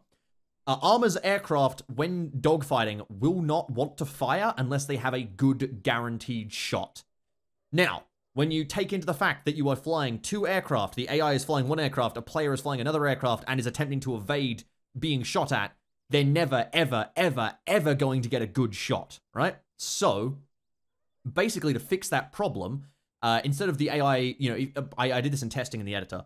If you fly flat, just like you literally just fly in a flat straight line, it will generally take the AI about 30 seconds to a minute before they fire a round at you, right? And that's not what you want to see. You want to be like World War II, where the AI is like spraying, machine gun bullets at you, and it's going over your wing, and you're dodging and rolling out of the way. And of course, the more bullets they shoot at you, the higher their chances of actually hitting you. But because the AI is waiting for their perfect shot, they're never going to hit you. The way GDA fixed this was they added a gimbal mount to the guns on the AI-only aircraft. So these aircraft are intended for only the AI to fly. Players aren't meant to fly them. And basically, the front guns work on a very small gimbal. So that way, they don't need to be exactly behind you. They just need to be a little bit behind you. And then the AI brain goes, I'm enough behind you, and the gimbal mount starts firing. The end result is you have a really functional, fun aircraft which can actually attack you and actually it's kind of like a jank auto aim. Kind of, yeah. Kind of like it basically, as opposed to having a dot to aim with, the AI now has a circle. And as long as it can get your aircraft in the circle, it can shoot it. Or it will shoot. It won't hit necessarily. It will probably miss. But as long as like, is everyone and everything playing Ace Combat but me? It sounds like. Yeah, it's AI aim assist. But the end result is a really fun dogfighting experience. Because the player can spray and adjust. The AI refuses to do so. Without this gimbal mount feature. So, yeah. Is there anything else you want to touch on in terms of force multipliers? Otherwise, we can kick it on. Yeah, I think we can move on. But what's up here? Oh, yeah? Go on. Go for it. We do have time.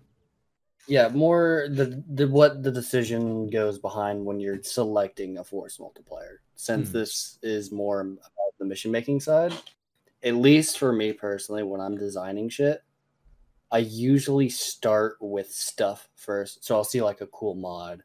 or like a retexture or something like that, and then I'll work backwards from there. So, for example, I was fucking around with cup stuff lately because they've done some updates to a lot of their armored vehicles lately, and I want our players to try those out. That's how I usually select force multipliers. I go pretty similar. I look for stuff. I think, oh, that's, a lot of people do that. You know, it's cool. That's you want it in an op. Yeah, and then it's all about, you know, how many should I have? Should this be fully crewed, or can it be fine with a quarter crew or something like that? And I'd like to discuss that a little bit more. Yeah, definitely. I think for me, it's either that or I get like I want to do an X operation, and then I put the necessary number of force multipliers in to simulate, no, not to simulate, but to evoke the feeling. For instance, the Iron Harvest operation. I wanted to do Iron Harvest. What did that mean? It mean, you know, we needed mechs. At minimum, I wanted enough mechs that the players would see them active on the field. You know, if I wanted to balance it properly, I would only have one mech at most. Even then, I would have no mechs is the correct answer. But, you know, the general design philosophy there was I want people to feel like they are playing Iron Harvest. For that reason, I needed a lot of infantry wearing shitty clothes, using bolt actions, and I needed mechs to walk alongside them. And that was the entire plan of the operation. And then, including with that, I was like, okay, I want some like different mechs, and so that led to the weapons platoon, who used attached to Vickers machine guns tied to UGVs as their self-propelled machine guns, which was really fucking fun. So that sort of stuff was the was sort of like how I designed it. That's why those support elements existed. It wasn't really like I was trying to balance anything. I was trying to evoke the feeling of Iron Harvest, and I think I did that well to a point. That was still not amazing, but it was still at least Iron Harvesty ish. I actually found. Go ahead. Sure.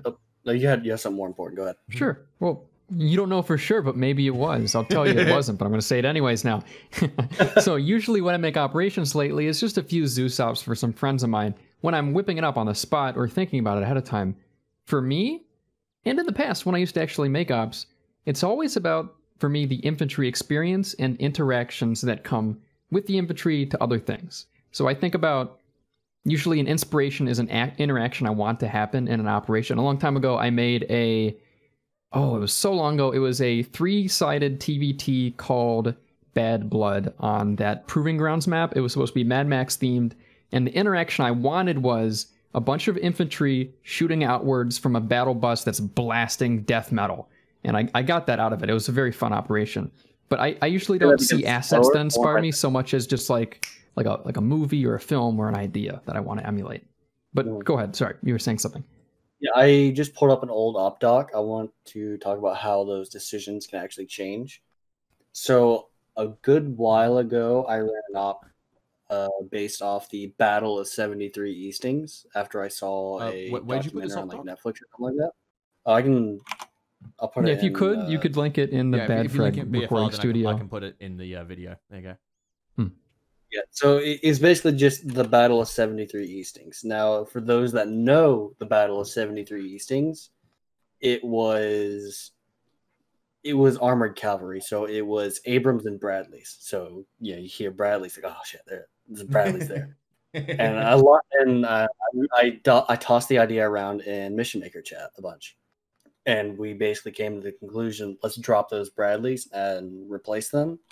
So I cut the force multiplier of the Bradleys because the original plan was each squad was going to have a Bradley under its command. God damn. But I dropped that down to just being M113s, which for those that know M113s, they're basically useless.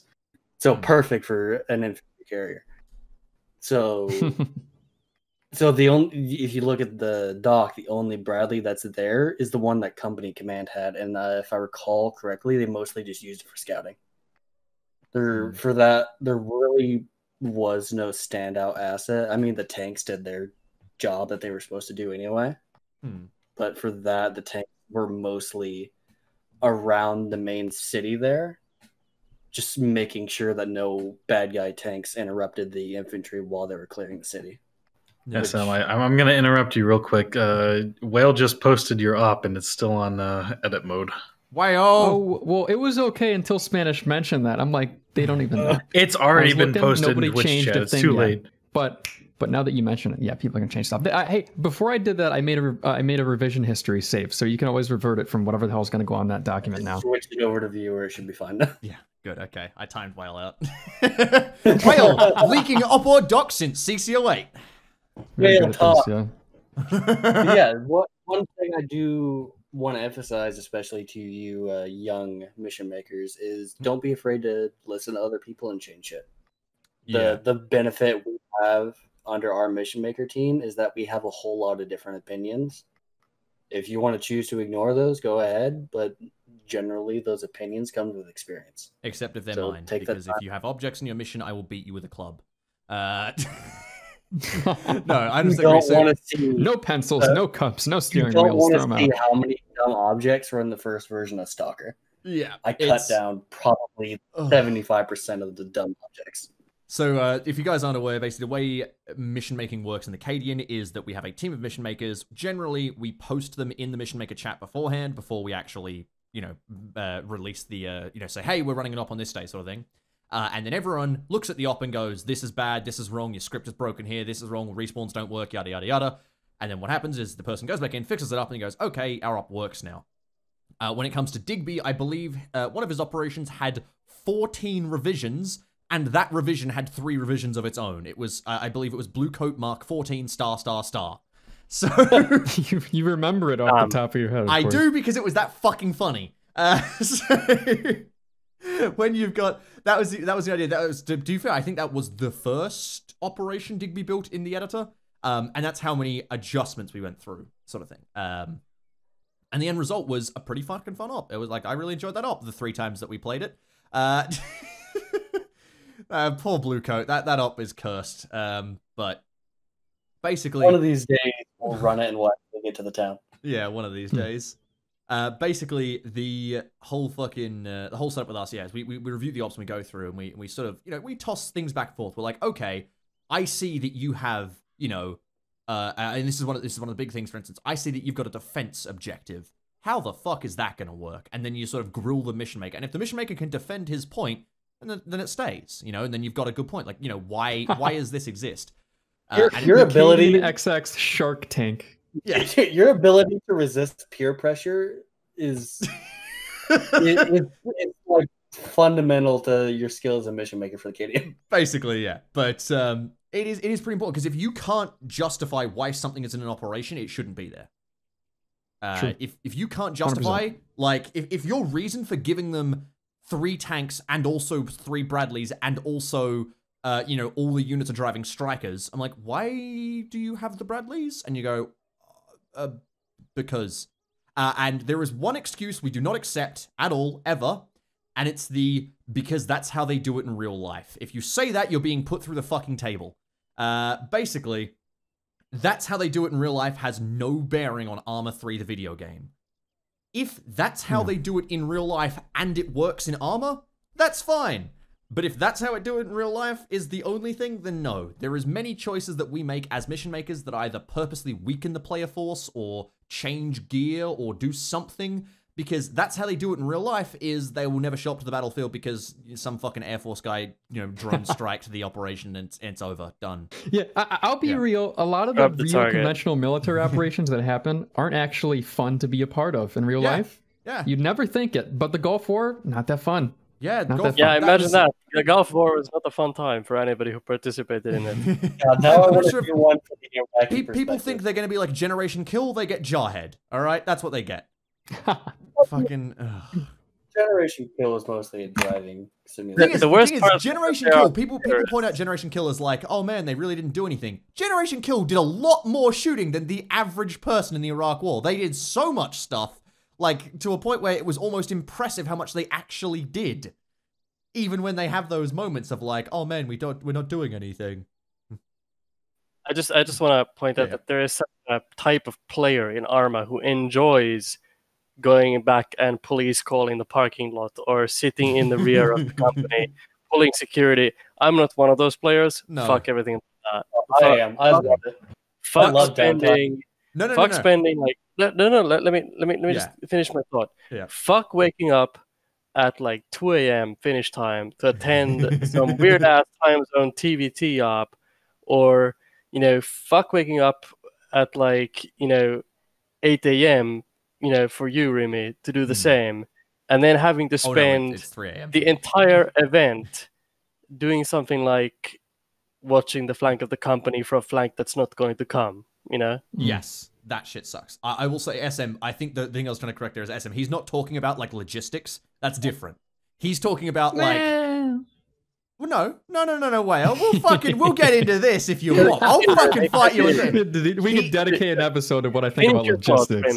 Finish your thought, Rimmy. Yeah, he's talking more like, literally someone, that sort of old stuff with Milsims, where you'd be told to sit on a hill and guard a hill for 3 hours and nothing happens. That sort of, he's referring to that sort of stuff. For reference, I played a TVT mission recently where the platoon leader decided that the best use for one of the infantry elements was to send it to a town in the very northeast corner of the map that had an invisible objective on it that the opposing side did not see. That squad sat there the entire duration of the game, which I think was something like 1 hour, 10 minutes, but in reality it's like 50 minutes because there's a save start there. So for 50 minutes, these guys sat there and did nothing. Yeah. And then the round ended. Awful. Mission Maker encouraged his worst enemy to lead that platoon. I just now realized that we've only used in single digits, which is a bit related to that, or like sniper teams. Yeah, they're bad as well, unfortunately. The only time I've ever used a sniper team as an asset is to an attachment to like a scout team or something like that. I would always rather just have a recon team because then they understand their job is a recon team to recon. You got 4 recon guys. Give one of them a big rifle. There, he's just a sniper. Their job isn't to snipe the fucking enemy positions before the players show up. The biggest reason why I find snipers to be really fucking awful is that the AI has no defense against them. Like, the AI will just be like, there is a sniper? Okay, let us lay down on the ground. And that's it. That's all they'll do. Yep, basically. Often, snipers just don't have time to work. That's also true. Yeah, if you want to get IRL, snipers have days to work. For ArmA op, they got maybe more, if that. I have a huge chip on my shoulder. Yeah. Like when it comes to snipers in ArmA. I was about to mention that coalition one. Yeah, let me fucking tell you. I'm gonna recount this fucking story because it's the funniest fucking shit, right? So stealth mission. And we've maneuvered the platoon through difficult terrain to a road crossing. And we have to cross the road. The road bisects the operational area, goes through it. So we have to cross it at some point. So we very carefully picked a position that, was the shortest distance between the 2 tree lines. And we look, and there's a patrol coming down the road. Like there's 2 dudes sitting on top of like a concrete construction building, and then a couple of guys coming down the road. And we have a sniper team. So I'm like, okay, well, let's bring the sniper team over and let's let them take out that static gun, and then we will move across the road as quickly as possible. Good plan. Sniper team gets in position, sets up their 50 caliber anti-material rifle, does all the calculations, dials in all their fancy, their massive optics and all this stuff. And then I go to the sniper and I tell him, all right, you're not going to miss, are you? The sniper looks up at me with the little alt cam turn the head thing and goes, no, it'll be fine. Looks down his scope. I tell him he's cleared the fire. Shot goes out, boom, and he misses. 50 caliber machine gun lights up the entire platoon as it's preparing to cross the road. I could have, and it was, by the way, the range, 500 meters. Oh my god. How wide did it go? Did you see? Just curious. It went like probably half a meter to the left of the guy. I could hit that with an AK with irons. My god. Probably would have been better for both of them to use an AK with irons rather than whatever complicated as ace mill dotting they were using at the moment. Yeah, more time sensitive, just drop a fucking artillery shell on that thing. That is something I will touch on real quick before we wrap this up, because I think I do want to kick it on a bit. Yeah. We didn't really think much about snipers, actually. And artillery, too. Artillery. I was going to say, I think artillery is a fun force multiplier. The main reason artillery is really fun is, unlike an attack helicopter or a tank, it can't make its own decisions. Artillery has to wait for someone to tell them where to fire before they can just start firing. So, to be fair, for Black Boar, I did just give our artillery entire grid squares and tell them to go. Oh yeah. But it's kind of like that. That's a thing where you give them a grid square. Like, artillery has to work in sync with the infantry platoon, because of course it's generally the 2IC who's spotting, or you've got a dedicated spotting element, and they have to sort of listen to the orders of the FO, rather, the fire officer, who is giving them their sort of, comms and shit. It's unlike an Apache who can just decide to, oh, I see something on thermals, bang bang. You've got that sort of situation. Is there anyone else who wants to talk about force multipliers? Otherwise, I'd like to kick it on to a quick topic. I want to touch on artillery. You said artillery is reliant on the observation of the fire's officer or the fire's observer. You're correct. Typically, yes.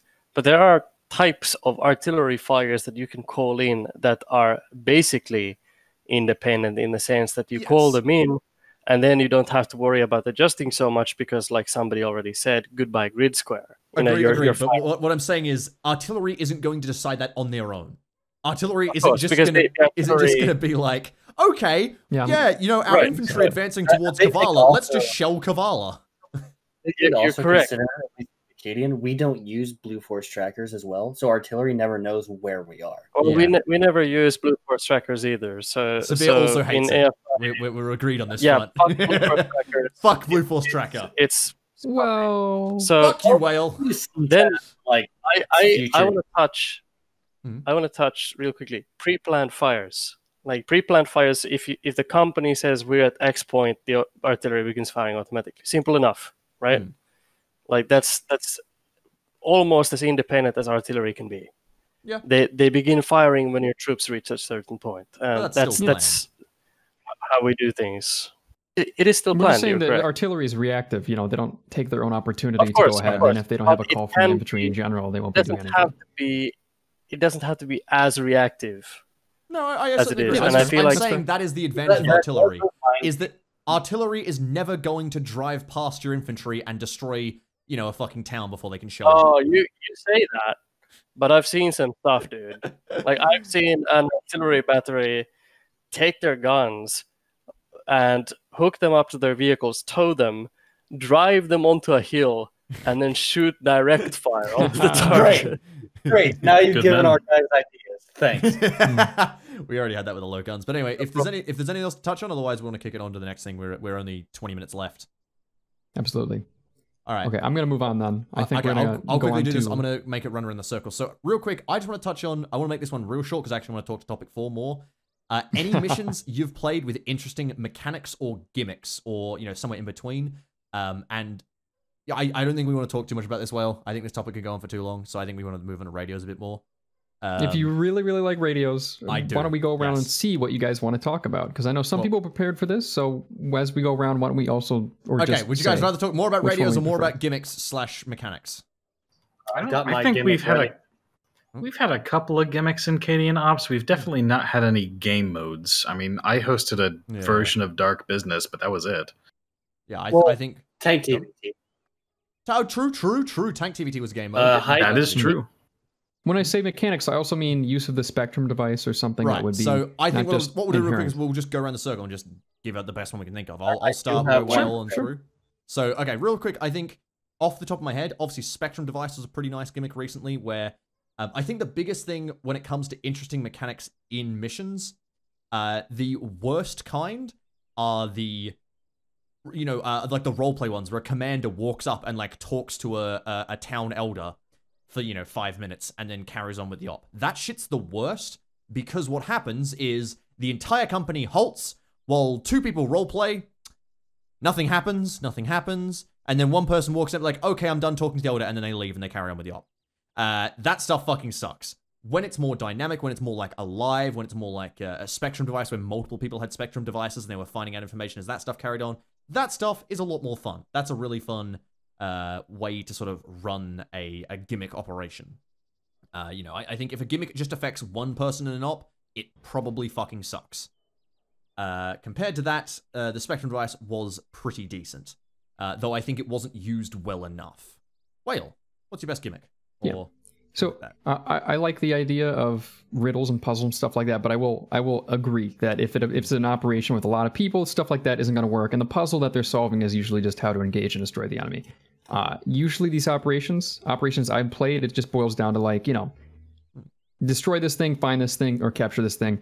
Any op that shakes that up is very nice with me. And one of them that I played lately that I'll post in chat, a clip of it, was Super XP Dude from TMTM made this operation using the Spectrum device. He expanded its functionality using another mod so that it detected laptops that were hidden around and the radiation emitted nearby them. So these irradiated areas would set off a beeper that we'd go into, and the radiation would take blood out of your body. That's how it did damage. It was very cool, and some of the laptops being in these high radiation zones mean you only had like 90 seconds of being in there, and then you had to run, which sounds a little limiting, but it was very, very cool to be a part of, and that's definitely my highlight lately for an operation I played with a cool gimmick, I'd say. You rewatch that 60-second scene from Chernobyl over and over again for inspiration. Yeah, I'll definitely. It was a real treat. One thing to add there, something I forgot to say, is intel. I do like intel in operations. That is cool, because intel is something that you pick up. It's not like a 10-fucking-minute conversation. Spanish gimmicks. You got anything you think of? Let's see. Speaking of intel, I think the first operation I ran for the Cadian XXth relied a little bit on intel, because the gist of it was a 40k op. Players were basically paradropping in, and they expected it to be a cult infestation. And as they went around, they slowly picked up intel and also some very obvious environmental cues that it wasn't actually cultists, it was actually aliens, it was the Tau. And then they fought the Tau. For other gimmicks, I don't know, I feel like there are a lot of environmental things you can do. Darkness is a big one if you have to use NVGs. That is very hard to balance, though. Yeah. Fog, in the last op I did, Trenchfoot with the Creek, fog was a big aspect. And I would say that radios can be a gimmick. That's most often with World War II ops, but we'll get to that. Yes, definitely. Pure. I actually want to bounce off what Spanish just said about fog and such. I want to go back to the Stalker op. Yes. Which I think was... I think that is the best gimmick op I've ever played. Yeah, because that had a whole bunch of little things going. You know, it had it had the zombies for something to shoot at, but it also had anomalies, the headlamps. The headlamps were incredible. The radiation, the radiation detector thing, the intel I put in there, the role play with the mercenaries and shit like that. That was just so many little things that on the back end were actually tearing each other apart, but on the front end where you guys actually were playing looked pretty good. But I want to get on to the op I thought had one of the best gimmicks I've ever played in ArmA ever. You guys never got to play this, and I'm so saddened by it. But back in my FK days, about half a year in, these two guys made an op where halfway through an EMP would go off and take away all like high-tech equipment. Oh, the way they did this back in the day. Yeah, the way they did this is they wrote a script. They had to do this manually. They wrote a script that would take away all these individual objects from your inventory the moment this EMP went off, and then the last half of the op was all darkness, basically, with like working off flares and chem lights for the last hour or so. And it was the coolest fucking thing ever. Because then at the end of the op, they had like that pre-built news report thing that's built into ArmA somewhere. Yeah, the AAN World News script thing. Yeah, and they did a whole thing with that. It was so fucking good. I wish I could either recreate that or play it again. That's something I'm working on for something like Ace Combat, which is going to be a long time before that releases. I regret making that comment now because people keep asking me when it's going to show up. It's going to be a long time, guys. I got to write custom scripts for this shit. Severe. What was even better? Sorry, go ahead. All right. I don't know if there's anything to finish, otherwise I'll kick it on to Sphere. I'm going to say the way it happened when they hit the EMP is that no one was expecting it. It wasn't like, all right, everyone prepare for the EMP. It was, okay, we're walking down this road. It's kind of dark out, and then just pitch black. That's fun. It was great. All right, Severe, best gimmick or whatever.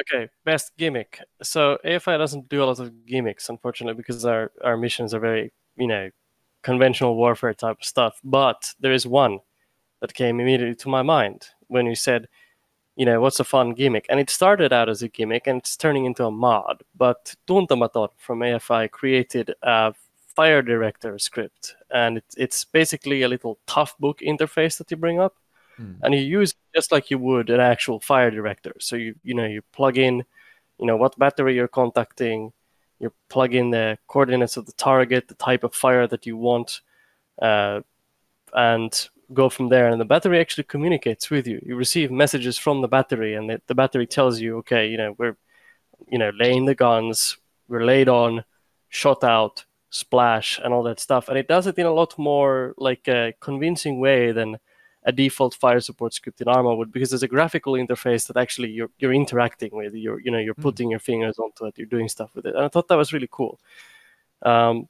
Otherwise, we haven't really done any super interesting gimmicks like what you guys have, because I feel like when it comes to that kind of stuff, we're fundamentally a little bit uncreative. Yeah. I will agree, definitely. Artillery, of course, artillery stuff. You don't need as many need to up your doing TBT. I will say that sounds a lot like Drongo's artillery, which we've used as well, and that stuff's very cool in that function. I've used that as well for various things. Where there was one up where we only needed a jet for one specific part, so I had an I think it was an A-10 drop a bomb using that script, and so it was like, okay, we had the plane fly in and it reported, coming in on bombing run, bombs away and that sort of shit was really fucking cool. But all right, we will wrap that there. Radios. I'll move us into the next topic. Go ahead. So we want to talk about mission design all day, but we do have a time limit and we're coming up on it. So for topic 4, we're going to talk about radios and mission design. Most operations the XX plays have radios for everyone, GI, team leads, squad leads. But some of them, go into that. both at the XX and elsewhere, have tried operations with a little less. So sometimes GI only have radios at the level of squad leader and up, sometimes only platoons or more. It's because they're trying to be realistic, but it's also a balance and mission design change. It could be for World War II, it could be for Vietnam, but either way, what do you guys feel that limited radios could add to an op? And what do you feel like it might take away? Okay. There's 2 things I want to straight up touch on there. One, I think you need to play more ops for this, because I will argue that over 50% of our operations don't have everyone with radios. Maybe recently, because we just had a few more modern operations, but a lot of our operations lack short ranges. The general idea for the Cadian is, if it is sort of cold, like a little bit earlier than the Cold War, like, Vietnam era, probably like, towards the late Cold War, it's squad leads with long ranges only.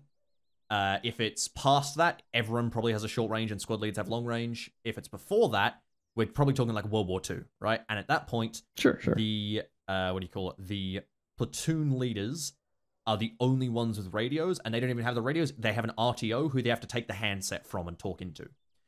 And that is fucking great fun. That is... And that too, the RTOs, and we could talk about this an hour later, but as a design thing, do you think the RTOs are genuine fun or a little bit busy work? Genuine fun, I think, because when it comes to those sort of style of operations, the biggest problem, or the biggest difference rather with them, is that when you're playing a World War II operation where no one has like your squad leads don't have radios, you don't have a radio, none of the members have radios, right? You're trying to lead a platoon. You have like one radio in your whole platoon. Your job is no longer to listen to that radio. Your job is to run up to your squad leads and tell them what to do in person and get them moving and give them orders and, actually move people around.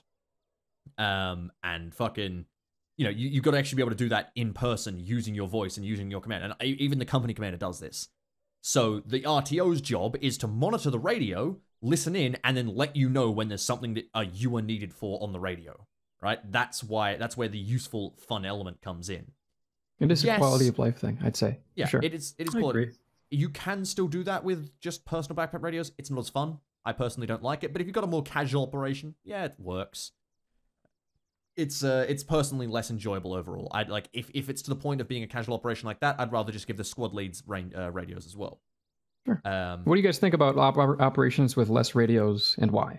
When you say less radios, do you mean like, only squad leaders or, less than everybody? That's all.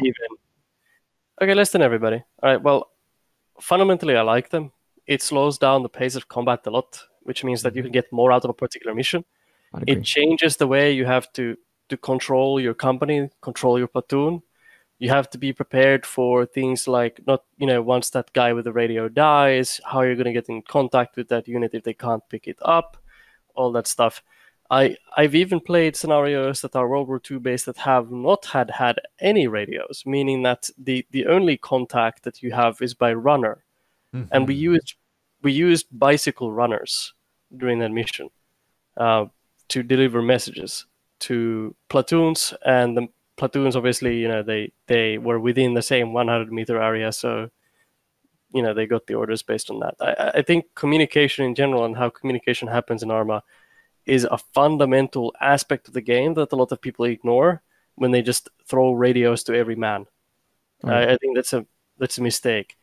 Mm-hmm. It's not a mistake in certain types of missions, but if you're going for a theme, you got to do the full Nelson. You can't. There's no half measures there.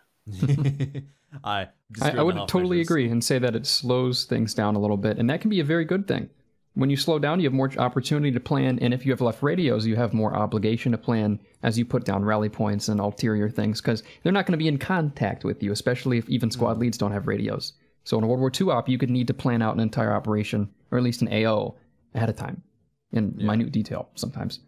I will say I agree it slows down the game. However, I hate runners. That is something that I will take a stance on that I will always disagree with.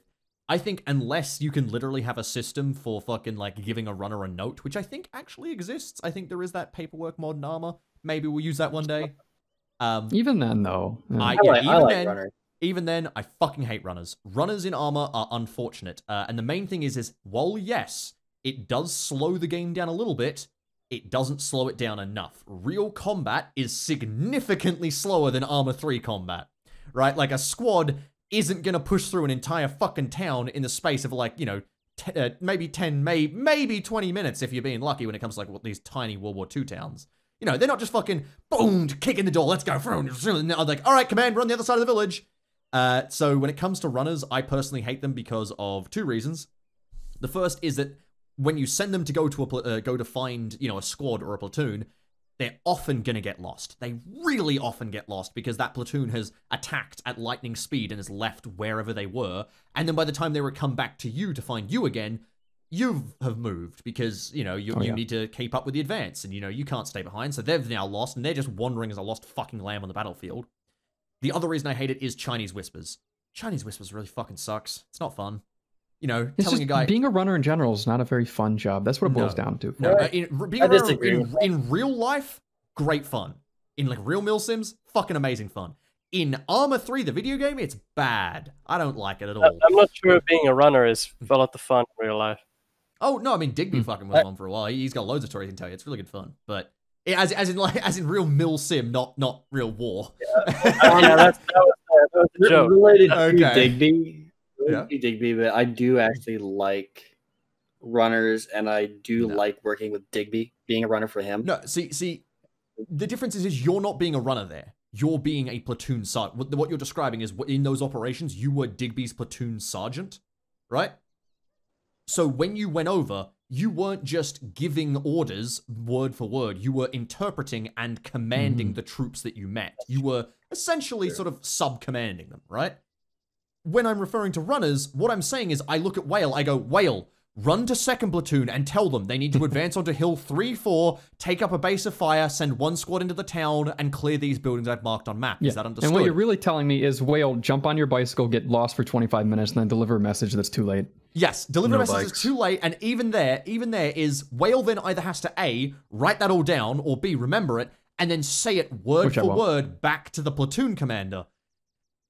That's how it works. I mean, no, that's not fun. Imagine that for TVTs though. Right. Someone hit the whale, has those orders. Nice. we've done. All I will say. Sorry, go ahead. Let me tell you, AFI, the Battle of Hakamaki events that we did. Whale. I was the runner at those events, Severe. Yeah. Whale was the runner at those events, and how we do it there is, in regards to how we deliver the messages, and the message is applied to the runner. The runner comes up, he takes a knee. He has a little piece of paper, like on his desk, on his computer desk, and he writes down every word you say. Then he reads it back to you, and then the runner takes off. And if the runner dies, he dies. He doesn't get to carry that message if he dies. But if he gets there, he reads out anything that's on that paper and nothing else. He shuts the fuck up after that and he runs back. We successfully commanded like companies with this sort of system. Yeah. See, I can definitely see that being fun. But as the guy who was doing it, I'll tell you, it wasn't the funnest thing in the world. I think the biggest thing that I hate in an operation is whenever someone is treated as a, like, okay, this is going to sound weird, but not, no, I don't, treated as a cog is wrong. A cog is good. A cog is useful. When someone is treated as literally like an object in an operation, as a script, that's probably the best way to put it, right? Like, that's what I kind of hate them more than anything. I can give you a perfect example of an upcoming operation. CCO9, okay? CCO9 is Coalition's big TVT game in which the Americans are fighting the Germans in Normandy, okay? Now, that's all fine. There is a system in ACE called ACE Crew-Served Weapons. In that, you can basically manually load howitzers with rounds, right? No. You can manually load static weapons. They have modded a howitzer so that you can manually load the howitzer using that system. Now, seems all good and fine, except here's the problem. There is 2 artillery guns, there are 4 players for the guns, so there's 2 players on each gun, and then there's a battery commander. For 6 hours of an operation, 2 players are going to do nothing except pick up a round and then ace interact on the breach. They will then wait for a timer, the round will then be put in, and then someone else will aim and fire the gun. And then they will pick up another round, and then they will ace interact on a breach, and then they will pick up another round, and they will ace interact on a breach. They could just not exist. There is no need for that player to exist. Isn't that also a system for Hell Let Loose for their artillery? I don't know, but like either way, maybe. But if so, fuck them. If so, fuck them. That's not fun. The reason why mortars are fun is because the person who is loading the round in the mortar is the one who is firing it, because they drop it and it fires. You know, one guy is aiming, one guy goes drop fire, drop fire, drop fire. He's doing the big bangs, right? In this case with the howitzer, the guy who's firing the round is also the guy who's aiming it, and he's also the guy in command of the gun. And so the other guy could literally be replaced by a script that just holds down the fucking Windows key and then selects add round. I just want to touch on that really quickly. All of the guys in the artillery section, I think there's a Cadian guy in there, but the rest of the guys in that section are genuine Finnish Army artillery reservists. And they really like the idea of having to slam individual rounds into the breach for 6 hours for some reason. And I don't know why. I don't know why. Well, I'd call that Stockholm syndrome, but that's Sweden. Man, don't you love when you can? Yeah, don't you love when you can take your work home? Yeah. So look, I will certainly agree. We do a lot of mortar training in Cadian, and I fucking love mortars. I love artillery. However, there is basically no reason for me in an operation to have that. The howitzers are at base and are never moving. You know, maybe I will certainly agree they could have fun just by hanging out with their mates and seeing guns go boomy, but they're not having fun in the game. I will argue. I will say, if they at the end of 6 hours say they genuinely had a fun time, purely not from like talking to their friends, not from hanging out at the artillery battery, but from the interaction of their role, which was pick up round, put round, not even put round, ace interact on round, I will think that they are psychotic at the end of those 6 hours. I mean, this is how the guy introduced himself to the leadership channel. Like, take a peek at BFR. That clip has audio, by the way. You can play it for the stream if you like. I'll say after this, we should probably wheel it back and give Tomato a chance to talk if you wanted to say something about radios instead of, I did, actually. Oh, that's a very cool thing. All right, cool. All right, sorry, I'll include it in the thing. Right, go on. Spanish? Oh, yeah. So the only thing I have to say about runners is the only experience I have with them is watching, Gnome ram his bike because of desync directly into the company command and killing him instantly. That was funny. Oh, fuck. The second thing is, the most important thing with radios is you have to be intentional with them. Whether you're using the RTO system with Acre in a World War II op, or if you're not, for instance, in Anklet, this weekend's operation, I am not using Acre with RTOs because I don't want it to be a slow operation. And in the past, it has not been a slower operation. Radios are still restricted, but they're not. It's not everyone has a radio. It's still only the squad leads because they're supposed to be very spread out. In a lot of World War II ops, the platoon sticks together Not so much in this one. Yeah, that's definitely you really have to be true. intentional about it. That's a mission design thing there, because if you basically, and this is something that I sort of teach commanders and stuff, is that you should never be on a hill when your platoon is in a town doing stuff. Like, you should be with your platoon commanding them, sort of thing. And then, company commander. That was a famous thing for FK is platoon would always sit on a hill, and it became a meme called the platoon wank spot. All they would do was which is what it is. They would just sit on the hill and just wank each other off for 4 hours. Yeah, that stuff. And so it's sort of like, company shouldn't be a town back. Company should be on that hill watching the platoons go down into the town, and always be able to get in and get involved, all that sort of stuff. Obviously, you will occasionally have ops where that doesn't work, and if it's a World War II op, then obviously you're gonna need to make a different choice, because you can't command an operation where you have a squad who gets sent, an hour away by foot, and expect to maintain contact with them when they have no radios. Like, what are you gonna do? Send a fucking car all the way up? Like, yeah. So 100% agree there, Spanish, and you'd be. I think that could be the last thing we talk about, actually. So, no, actually, it's not. Because fuck you. We are talking about one thing I need to talk about before we wrap it up. Well, do you want to say? Do you want to save that for the end in the back of your head, because it'd be a really great segue. Yeah, sure. Because talking about mission design for this, the general consensus seems to be for the radios. Keep them in mind, just like force multipliers, just like topic 2. It's something you need to remember as a mission designer for the pace you want to set for the operation and for the features you want to include inside. But linking back to topic 1, and you just talked about this. Radios and mission design, if you're a commander or a squad leader or not the mission maker, you also have something to think about, because you might need to plan a little more. That's a good point. What are some habits of a squad leader or a good commander? Yeah, when you have a little less radios in an operation, what are some good things you could do as a squad leader or commander to keep your unit cohesion, even though they're going to be so far away? What could you do to help them out? That's definitely 2 things I can touch on straight away that come to mind. The first, this is something I love severe from AFI, from CCO8. One of the nicest things we had in that was target reference point. Yeah. Yes, Whale? Yeah, TRS is target reference points and the little terrain reference. Terrain reference. Right, gotcha. There we go. So that's what I was asking. Okay, so never listen to me. So terrain reference point. Yes. Basically, what we had was, this is something similar we do with our artillery guys. We have marks on maps where the artillery guys side in, and then infantry end up using them as well. Like infantry, like, oh, we just cleared the house next to Alpha 3, or there's a tank at Alpha 4 or whatever, right? Recently, I've been using key terrain as stuff on map. Key terrain? Say again? What do you mean? Yeah, it's the same thing as target or terrain reference point. I just use key terrain instead, but it's the same idea. What do you like? What is key? Describe key terrain. So just like a bridge or a river, yeah, but you name the bridge, right?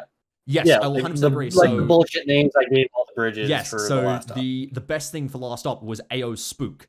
Basically, there was a big forest to the west of Roche, and as opposed to saying every single time, "Hey, do you know that big forest west of Roche?" Yes, okay, that forest. Yeah, okay, there's tanks in that forest. What we said was there's tanks in AO Spook, and immediately that name came, by the way, because I saw the forest. Like, man, that's damn spooky. Yeah, so I definitely agree. Target reference points, and also, so you have that sort of stuff done where you will be able to quickly reference the map and everyone knows the area. But more than that, I think write the stream. Now, depending whether you're using something like AFI showed me with the Sweets map markers where you can't actually write on the map, I half off on that. Obviously you'd need it's to a be big in person. change. Yeah, it's a big, that really slows the game down. Yeah, it does. It affects information flow in a huge way, and I think it's enjoyable, but I understand that it's not everybody's speed. I like it, but you need to realize that if you're going into that operation, you're going into like a way more hardcore operation than people will be signing up for. Like, you need to be like, guys, be aware. Things are going to take time in this, because you need to like have someone actively come up to you. Okay, question. Oh fuck, this is a digression, but is there a way for in that system to simply go next to someone and share all of your map markers?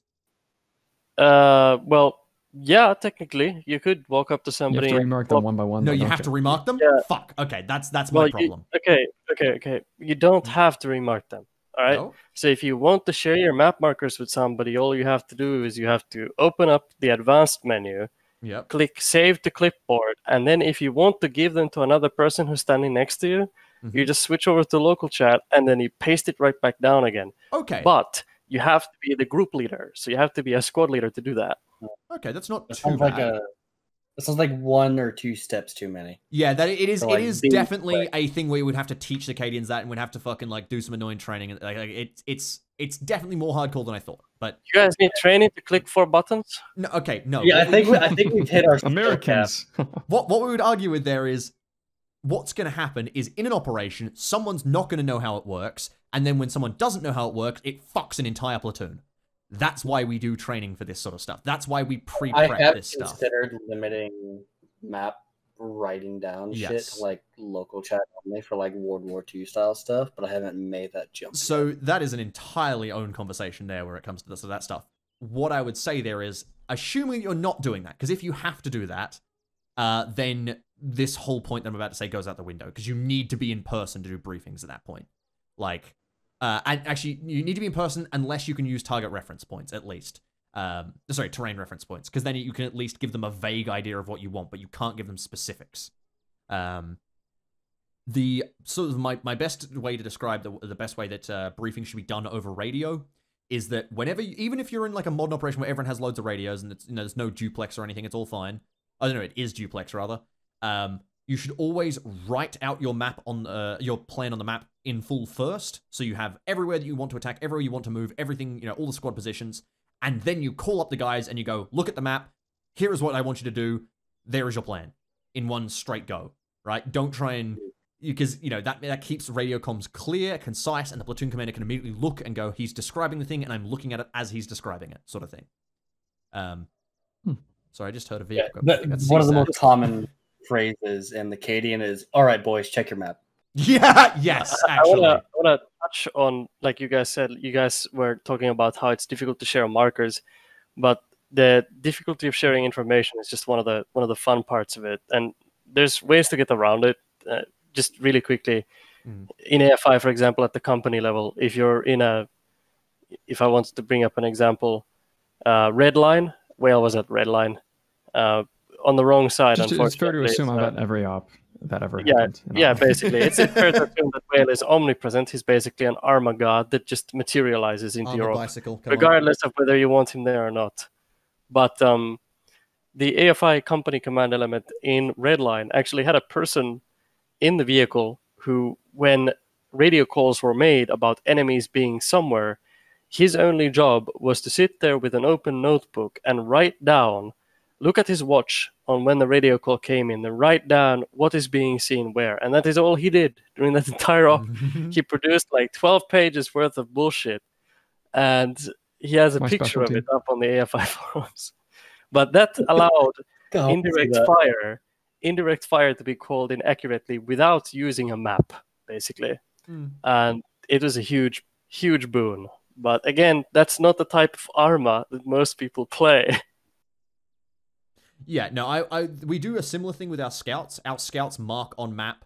They will say like, 3 times EI seen at 12:23. There is a reason why we generally don't call that over radio, is that's busy work, right? We're trying to have a fun operation in a short amount of time.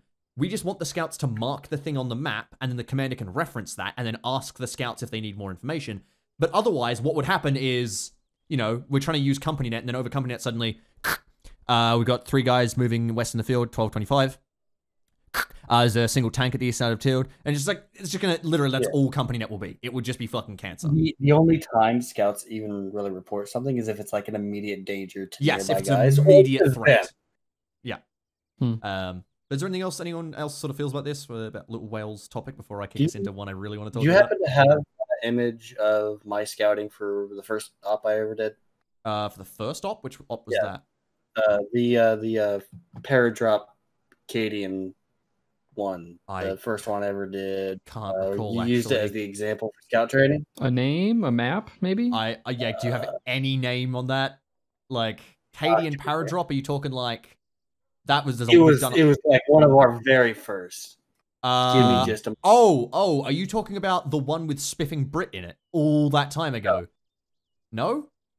No. Okay, I have no idea. All right, anyone else about the fucking topic before I kick it on to one that I really want to mention, because this is something I've been thinking about quite a lot recently.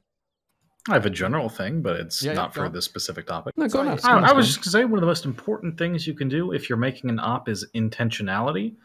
I never accept a default setting unless I deliberately want that setting. If with radios, for instance, we talked a little bit about that, but it also goes to every other aspect of op design. For markers, even, do you pre-mark an objective, or is it something the players have to discover is there for themselves? I don't know, just keep in mind, anything you put down, make it sure it's intentional. Do not give the players a default experience.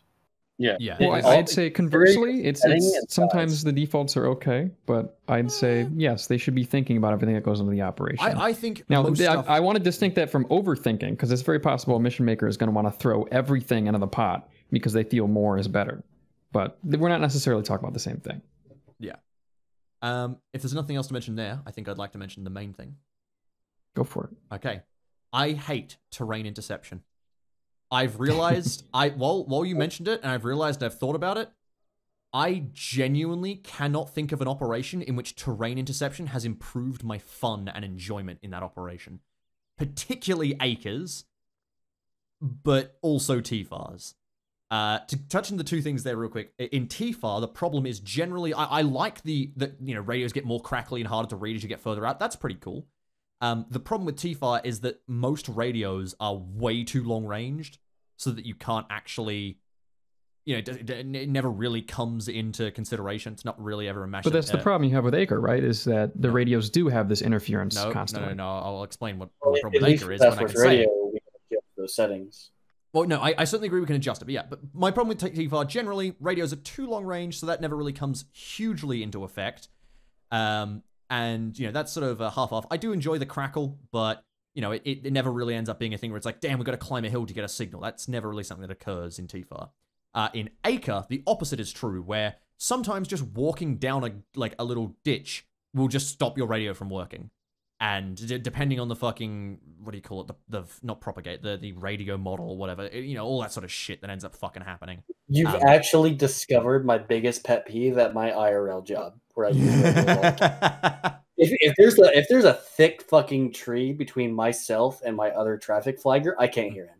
Yeah, that sort of stuff sort of happens with Acre, where you'll have those sort of situations when you go down in a ditch or whatever, you'll lose radio contact or whatever, especially because a lot of Acre radios are really, really short-ranged. My issue with the both of those is that I don't think I've ever had a situation in which I've been like, man, that radio interception made me have a lot more fun. So radio issues that made me have a lot more fun. It is always just infuriating and just awful and not fun at all.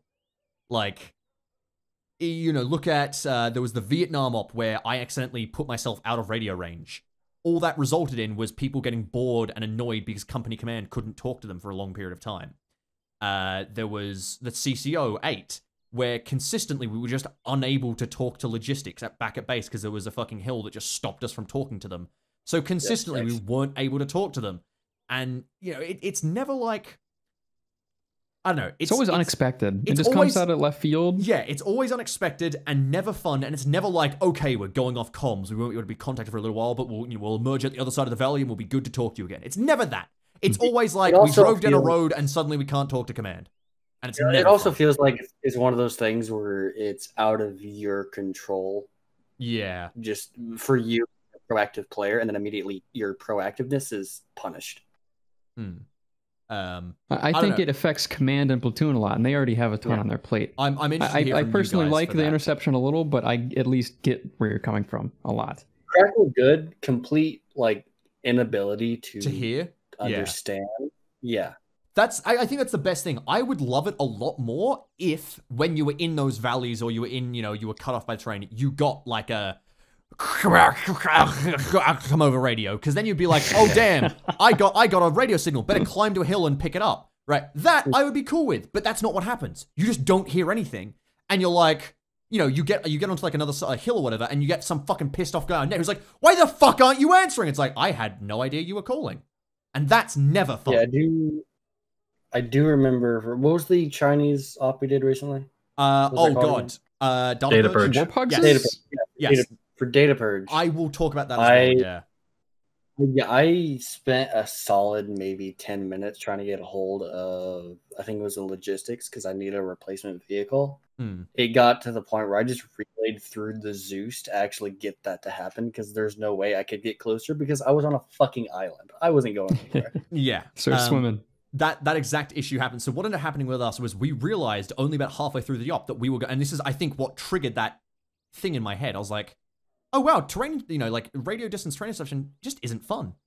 So we were using T-File, but we actually managed, the map was so big, we got out of range of logistics back at base. And then we went, oh, that's a problem. And so I sent Shinobi back in a Jackal to be our halfway point, acting as a fucking relay station so he could relay our things back to logistics so he could get what we needed. And again, that goes back to the whole using a player as a tool. I didn't want to do that to Shinobi, because that fucking sucks. Like, that's really bad. I didn't want to tell a player, hey, you don't get to shoot anyone anymore. Go sit over there on that hill. You're my relay station, you human fucking pencil. Like, it was bad. So, go. God, that's a new name for Shen. It's in Spanish. So T-Far has these little radio towers in the editor. Yes, that is exactly which what I was extend range. Almost every single op I run, just if I don't want range to be an issue, I just smatter them around the app. So exactly in some cases, I've even made them objectives. Can you make them hidden? You can make them hidden. And, yeah, you can hide the model. Yeah, and you can also make them, I believe you can make them like turn on or spawn as an objective. Now, what I actually did was when I realized, damn, this fucking sucks, I jumped into Zeus. I went, sorry, Cryo, I'm making a change to your operation. And I put down like 3 relay towers. And then for the rest of the operation, we could talk to logistics. And it was fun. It was good. Oh, wait, they added them to Zeus? Hold on. They did, new. Yes. They did, yes. That was Oh, new. That's phenomenal. It's so good that you can do them in Zeus now. So based dead men. It changed my world. I fucking put that in, and suddenly we could talk logistics again, and it was a fun operation. I genuinely can't think of a time I have ever been like, I had more fun because my radios couldn't talk. I had fun because a radio man got shot, but that's different. A radio man getting shot is like, oh damn, we're gonna recover his radio, we're out of comms for a bit, but when we're back on comms, we have, we can actually talk again. Having just a radio become useless is not fun. Go on, Spanish. Do you feel like if there was better feedback, it'd be a little less frustrating? Op in the tunnels. There was we lowered the range very heavily on that. Okay, we intentionally lowered the range on that, but we were still never actually out of comm range. Oh, we were at one point. I know that. Oh, really? At the end, it was after you died. Oh yeah. Yeah. I could barely hear you when you were in spawn, to be fair. Barely hearing was the point. I basically made it so the average radio range was about 800 meters, and the entirety of that map was about 700 meters across. Okay, but by barely reading, I meant I didn't actually understand anything you said, but I just said I did, and I went with my plan. Yeah. I'll be honest, a lot of shit that comes down the pipe, if it's something I think is kind of dumb, I'll just go, yeah, I'll go ahead and do that, and just go ahead and do my own thing. I couldn't understand them at all. That sort of stuff with that was a design intention so that it sounded like when we were in tunnels that our radios were in tunnels, and that worked really fucking well.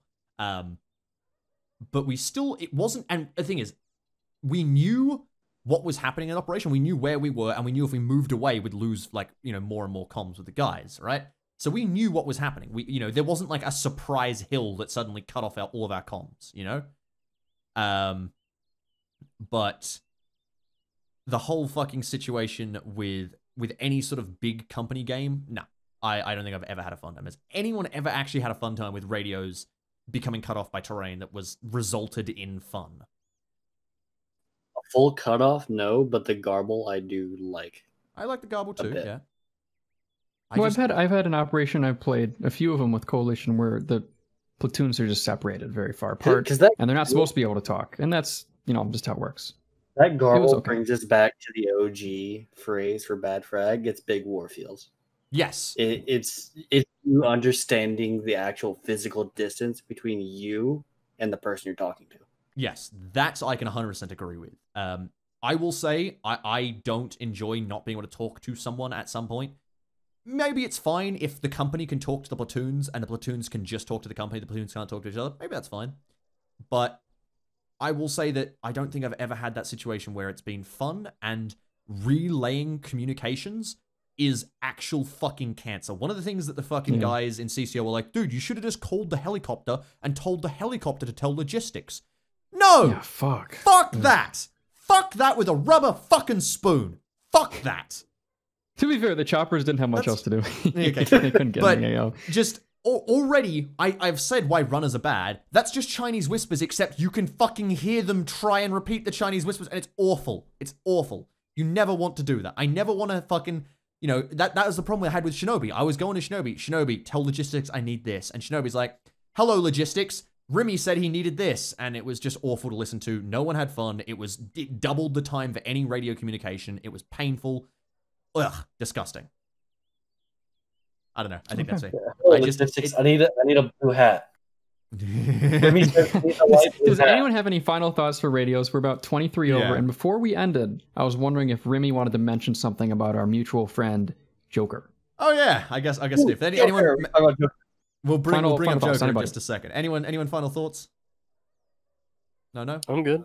Okay, all right. So yeah, we did run over a bit. It has been a while since we did Bad Frag. I wanted to talk a lot, and that terrain inception thing has been literally fucking gnawing at me for a while because I adore radios and ArmA. I adore radios getting crackly and, you know, long range and signal stuff. I love the mist of information it creates, but I kind of realized when I was thinking about this that, yeah, I can't name a time in which terrain interception has made a fun scenario.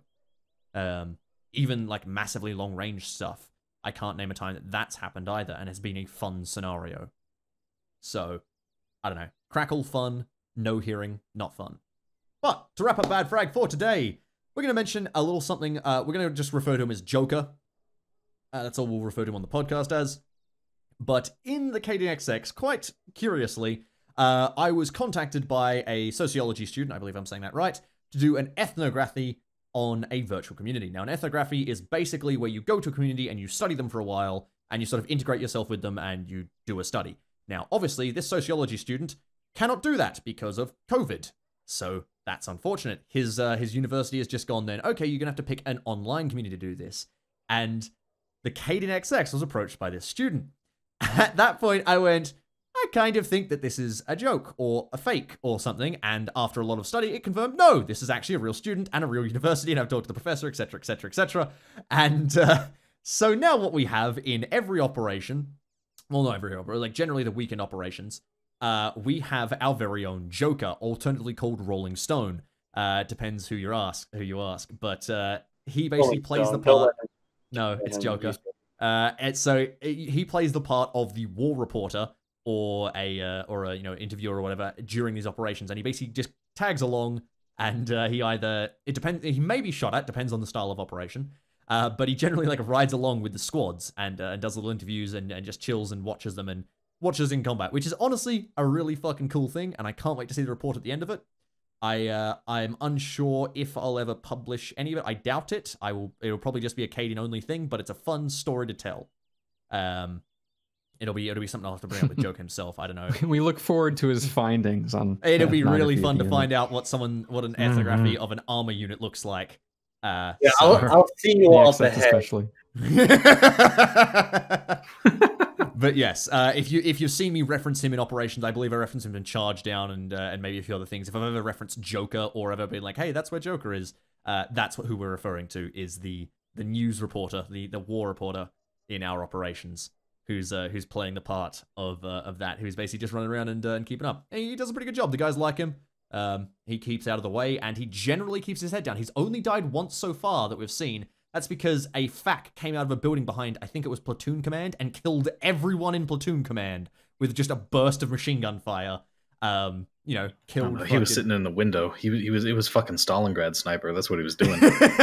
Yeah, he killed everyone though, didn't he? Did anyone survive? I don't know, but I was the last survivor, and I had no arms or legs.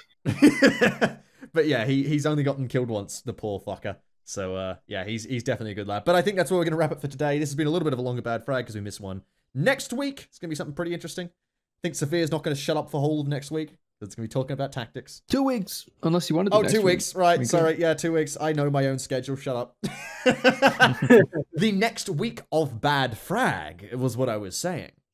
But thank you all for watching. We're going to... Seville's leaving. Goodbye, Seville. Hope you'll enjoy the ArmA 2.0 update. It's very cheap. You're going to try and kill me with a chair now, are you? You fucking traitor. But we're going to leave it here. I'll shout out the alerts, and thank you all for watching. Farewell. I'm gonna shout out the alerts before you try and kill me. Oh, for fuck's sake. Oh, God. Oh, no. This is why I can't have persistence.